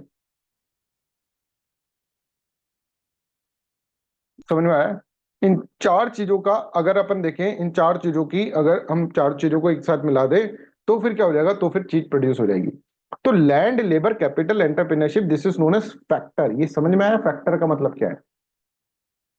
Factor of production ये है लैंड, लेबर, कैपिटल और एंटरप्रेन्योरशिप। लैंड भी है, लेबर भी है, कैपिटल भी है, पर कोई मालिक नहीं है तो वो क्यों प्रोड्यूस करेगा लेबर। इसको जब कुछ मिलेगा ही नहीं तो क्यों प्रोड्यूस करेगा, देने वाला तो यही है। जो इसकी स्किल्स यूज हो रही है कि लेबर को कैसे यूज करूं, कैपिटल को कैसे यूज करूं, लैंड को कैसे यूज करूं, ये skills that is known as entrepreneurship. ठीक है, तो एंटरप्रेन्योरशिप क्या होगा, एंटरप्रेन्योरशिप ये चीज है, राइट। अब यहां पर देखो, दिस नोन एज फैक्टर। अच्छा भाई, लैंड जो यूज हुई है तो उसके ऊपर हमको कुछ देना पड़ेगा ना लैंड वाले को। ठीक है, जैसे हमने लैंड यूज करी है, जमीन यूज कर रहे हैं, तो जैसे मैं अभी रह रहा हूँ वो किराए पे रह रहा हूँ, ठीक है, रेंट दे रहा हूं मैं, है ना। जैसे इंस्टीट्यूट्स खुले होते हैं, यूपीएससी के इतने सारे इंस्टीट्यूट है किराए पे खुले हुए हैं, है ना। जनरली जो चीज होती है, लैंड जो होती है वो किराए पे ली जाती है जनरली। तो उसको बोला जाता है, उसको रेंट। इसके ऊपर जो खर्चा हो रहा है वो है कि रेंट देना पड़ रहा है साहब। लेबर पे जो खर्चा हो रहा है, लेबर पे जो खर्चा हो रहा है that is known as wages, wages देनी पड़ रही है। मशीन पे जो खर्चा हो रहा है तो ऐसा बोला माना जाता है इकोनॉमिक्स के अंदर, मशीन एज अपन अपनी नहीं खरीद रहे हैं, मशीन हम किराए पे लेकर आ रहे हैं, तो उसके ऊपर इंटरेस्ट दिया जा रहा है। और एंटरप्रेन्योरशिप मतलब मैं जो हूं ये सब काम कर रहा हूं, करवा रहा हूं, लेबर से काम करवा रहा हूं, कैपिटल, लैंड, मेरे को क्या हो रहा है, मेरे को क्या मजा आ रहा है, प्रॉफिट। तो ये सब अगर आप बना दोगे, मिला दोगे, तो this is nothing but the money value. ये कुछ नहीं है पर मनी वैल्यू है, फैक्टर। और इनको क्या बोला जाता है, इनको फैक्टर के ऊपर होने वाली income that is known as factor income. Rent, wages, interest, profit, इन सबको मिला दो तो जैसे कि फॉर एग्जांपल, अभी एग्जांपल समझाते हैं। जैसे मान लो मार्कर बनाना है। मार्कर के अंदर रॉ मटेरियल को तो हटा दो भाई, रॉ मटेरियल तो इनमें से कैपिटल के अंदर डाल देंगे हम raw material for a time being, है ना। तो मार्कर जो है बनाना है, तो मार्कर बनाने के लिए जो जिस लैंड पे मैं मार्कर बना रहा हूँ उसका रेंट मान लो मैं दे रहा हूँ 2 रुपए रेंट पर मार्कर। लेबर जो यूज हो रहा है इसके अंदर, लेबर जो यूज हो रहा है वो हो रहा है मान लो 1 रुपए का लेबर हो रहा है। कैपिटल जिसके अंदर मशीन्स और रॉ मटेरियल अपन यूज कर रहे हैं वो हो रहा है मान लीजिए 5 रुपीज का, और मैं 2 रुपए का प्रॉफिट मैं कमा रहा हूँ। तो इस तरह से ये मार्कर जो होगा वो कितने रुपए का होगा, 10 रुपए का हो जाएगा। ये तो मनी वैल्यू होती है, money value of final goods and services produce in the domestic territory by the nationals, produce by the nationals not domestic territory, that is known as what, that is known as money value. इसको तो money value बोल रहे हैं अपन। तो factor ये जो rent veg interest और profit है, ठीक है, ये देखो रेंट वेज इंटरेस्ट प्रॉफिट जो है, they are known as the factor income. ठीक है, तो अब यहां पर देखो, नेट फैक्टर मतलब समझ में आ गया, इनकम समझ में आ गया, नेट का मतलब समझ में आ गया। जब किसी चीज में से कोई दूसरी चीज माइनस कर रहे हैं तो बचता है वो नेट होता है। 1 लाख की सैलरी तो उसमें से 20,000 माइनस कर दिए, 80,000, दैट इज नेट। अब्रॉड मतलब बाहर वाले आ गए ना अंदर, तो बाहर वालों की इनकम देख रहे हैं अपन। तो नेट फैक्टर इनकम अब्रॉड, जो अब्रॉड के अंदर हमारे नेशनल्स थे उन्होंने जो नेट फैक्टर इनकम करी, नेट इसलिए यूज करा है कि उन्होंने जो फैक्टर इनकम करी है उसको हमने प्लस कर दिया, नेट इसलिए करा है क्योंकि इसमें से हमने सी को भी माइनस करा है, वो भी दिखाना पड़ेगा। तो नेट फैक्टर इनकम अब्रॉड। तो कहने का मतलब ये है कि GNP is equals to GDP plus net factor income abroad. और नेट फैक्टर इनकम अब्रॉड के अंदर हमने फैक्टर्स ऑफ प्रोडक्शन पढ़ लिया, आगे भी हम पढ़ेंगे फैक्टर कॉस्ट, मार्केट कॉस्ट के अंदर ये सब पढ़ेंगे, फैक्टर इनकम क्या होता है ना। तो ये फैक्टर जो हो गए ये समझ में आ गया, फैक्टर से इनकम होने वाले नेट नेट फैक्टर और अब्रॉड भी अपन को टर्म समझ में आ गया। ठीक है भाई। तो आज की क्लास के अंदर हम आज की क्लास एंड कर रहे हैं। एंड करने से पहले मैं आपको बता दूं आज की क्लास के अंदर हमने क्या पढ़ा है, what is GDP, we try to understand. और इन अंडरस्टैंडिंग द जीडीपी, ठीक है, हम काफी चीजें अंडरस्टैंड करके हम समझ गए मनी वैल्यू क्या होता है, हमें समझ गए फाइनल गुड क्या होता है। गुड्स जो होता है दो पार्ट्स के अंदर डिवाइड होता है, हमने ये समझा। एक तो जो होता है इंटरमीडिएट गुड, और एक होता है final good. Final good again divided into two parts, capital good and consumer good. ठीक है, कैपिटल गुड्स और कंज्यूमर गुड्स। ठीक है, समझ में आ रहा है। तो ये अगर आप देखेंगे, ये गुड्स आप इसके अंदर देख रहे हैं, ये होता है। तो फाइनल गुड क्या होता है, कैपिटल गुड क्या होता है, कंज्यूमर गुड क्या होता है, ये सब चीजें आपको इसके अंदर समझ में आ रहा है, राइट। इसके अलावा क्या होता है, इसके अलावा अगर आप देखें, ये अपन को समझ में आ गया, I hope this is clear to everyone. इसके अलावा अगर हम देखेंगे तो हमने पढ़ा है कि what is GNP, gross national product, और क्या रिलेशनशिप है जीडीपी और जीएनपी में, जीडीपी और जीएनपी के बीच में क्या रिलेशनशिप है। ठीक है, तो हमने कहा है कि GNP is equal to GDP plus net factor income. ये चीजें अभी तक हमने इसके अंदर पढ़ी है। अभी तक इन्हीं चीजों को वापस रिवाइज करो, इन्हीं चीजों को पढ़ो। रिवीजन इज मस्ट, रिवीजन आपको करना ही पड़ेगा। मैं कितना भी अच्छा पढ़ा लूं, तुम कितना भी अच्छा पढ़ लो, ठीक है, मैं कितना भी अच्छा गा लूं, तुम कितना भी अच्छा सुन लो, पर तुमको रिवाइज करना ही पड़ेगा। ठीक है, गाना मैंने गाया और तुमने सुना, समझ में आ रहा है, गाना याद तो नहीं हो गया। गाने को याद करने के लिए बार बार में उस गाने को गाना पड़ेगा, रियाज करना पड़ेगा, तब जाके गाना याद होगा। ऐसे ही मैंने लेक्चर तुमको बताया और तुमने लेक्चर सुन लिया, तो लेक्चर अभी तक अपना सिर्फ और सिर्फ 20 से 30% काम हुआ है। अब तुमको उसके ऊपर रिवाइज करना है। You have to mandatory revise it at least 2 times in a day. देखो जो कह रहा हूं वो कर लो बस, और कुछ नहीं करना, जो मैं कह रहा हूं वो कर लो बस। तुम्हारा बहुत सारा काम मैंने हटा दिया, तुमको एनसीईआरटी नहीं पढ़नी है, पता है तुम्हें, क्योंकि एनसीईआरटी सब कुछ यहाँ पे पढ़ाई जाएगी। तुम्हें कोई नोट्स भी नहीं पढ़ने हैं, बस ये वाले नोट्स कर लेना। मैं जो बुक छापूंगा, बुक पब्लिश करूंगा, वो बुक पढ़ लेना, तो वो भी तुम्हारे मेंटल सेटिस्फेक्शन के लिए, साहब बुक पढ़नी है हमको इकोनॉमिक्स पे, तो लो भाई छाप दे बुक, पढ़ लो, राइट। तो प्लीज ट्राई टू अंडरस्टैंड, ना तुमको कोई नोट्स करने, नोट्स कोई इधर उधर के देखने, ना तुमको टेस्ट सीरीज करनी है कोई, ये भी छोड़ो। इतने क्वेश्चन करा दूंगा, सारे टेस्ट सीरीज के क्वेश्चन आपके सामने होंगे। आपको कुछ नहीं करना है, आपको बस जो मैं कर रहा हूं, अब इतना सारा टाइम बचाना आपको, एनसीईआरटी पढ़ते हैं, बुक पढ़ते हैं, उसके बाद टेस्ट सीरीज ज्वाइन करते हैं, उसके बाद मेंस की टेस्ट सीरीज ज्वाइन करते हैं, ये सब मैं तुमको यहाँ पर करा रहा हूँ, ठीक है। 2 महीने की क्लास के अंदर ये सब कंप्लीट करवा दूंगा मैं आपको अच्छे से। बट जो मैं कह रहा हूँ आपको करना पड़ेगा। मैं कह रहा हूँ रिवाइज करो, तो रिवाइज 2 बार करो, तो 2 ही बार करना है, ठीक है। जो मैं कह रहा हूँ वो आप करते जाओ बस। आपका इतना सारा टाइम मैंने बचाया है, उसके लिए आप मेरे को एक गिफ्ट दे दो कि सर हम आप जो कहेंगे ना वो हम करते रहेंगे, दैट्स ऑल। ठीक है, so that's all for today's class. आज के क्लास के लिए इतना ही, बाकी अपन फिर आगे बढ़ते हैं। Thank you.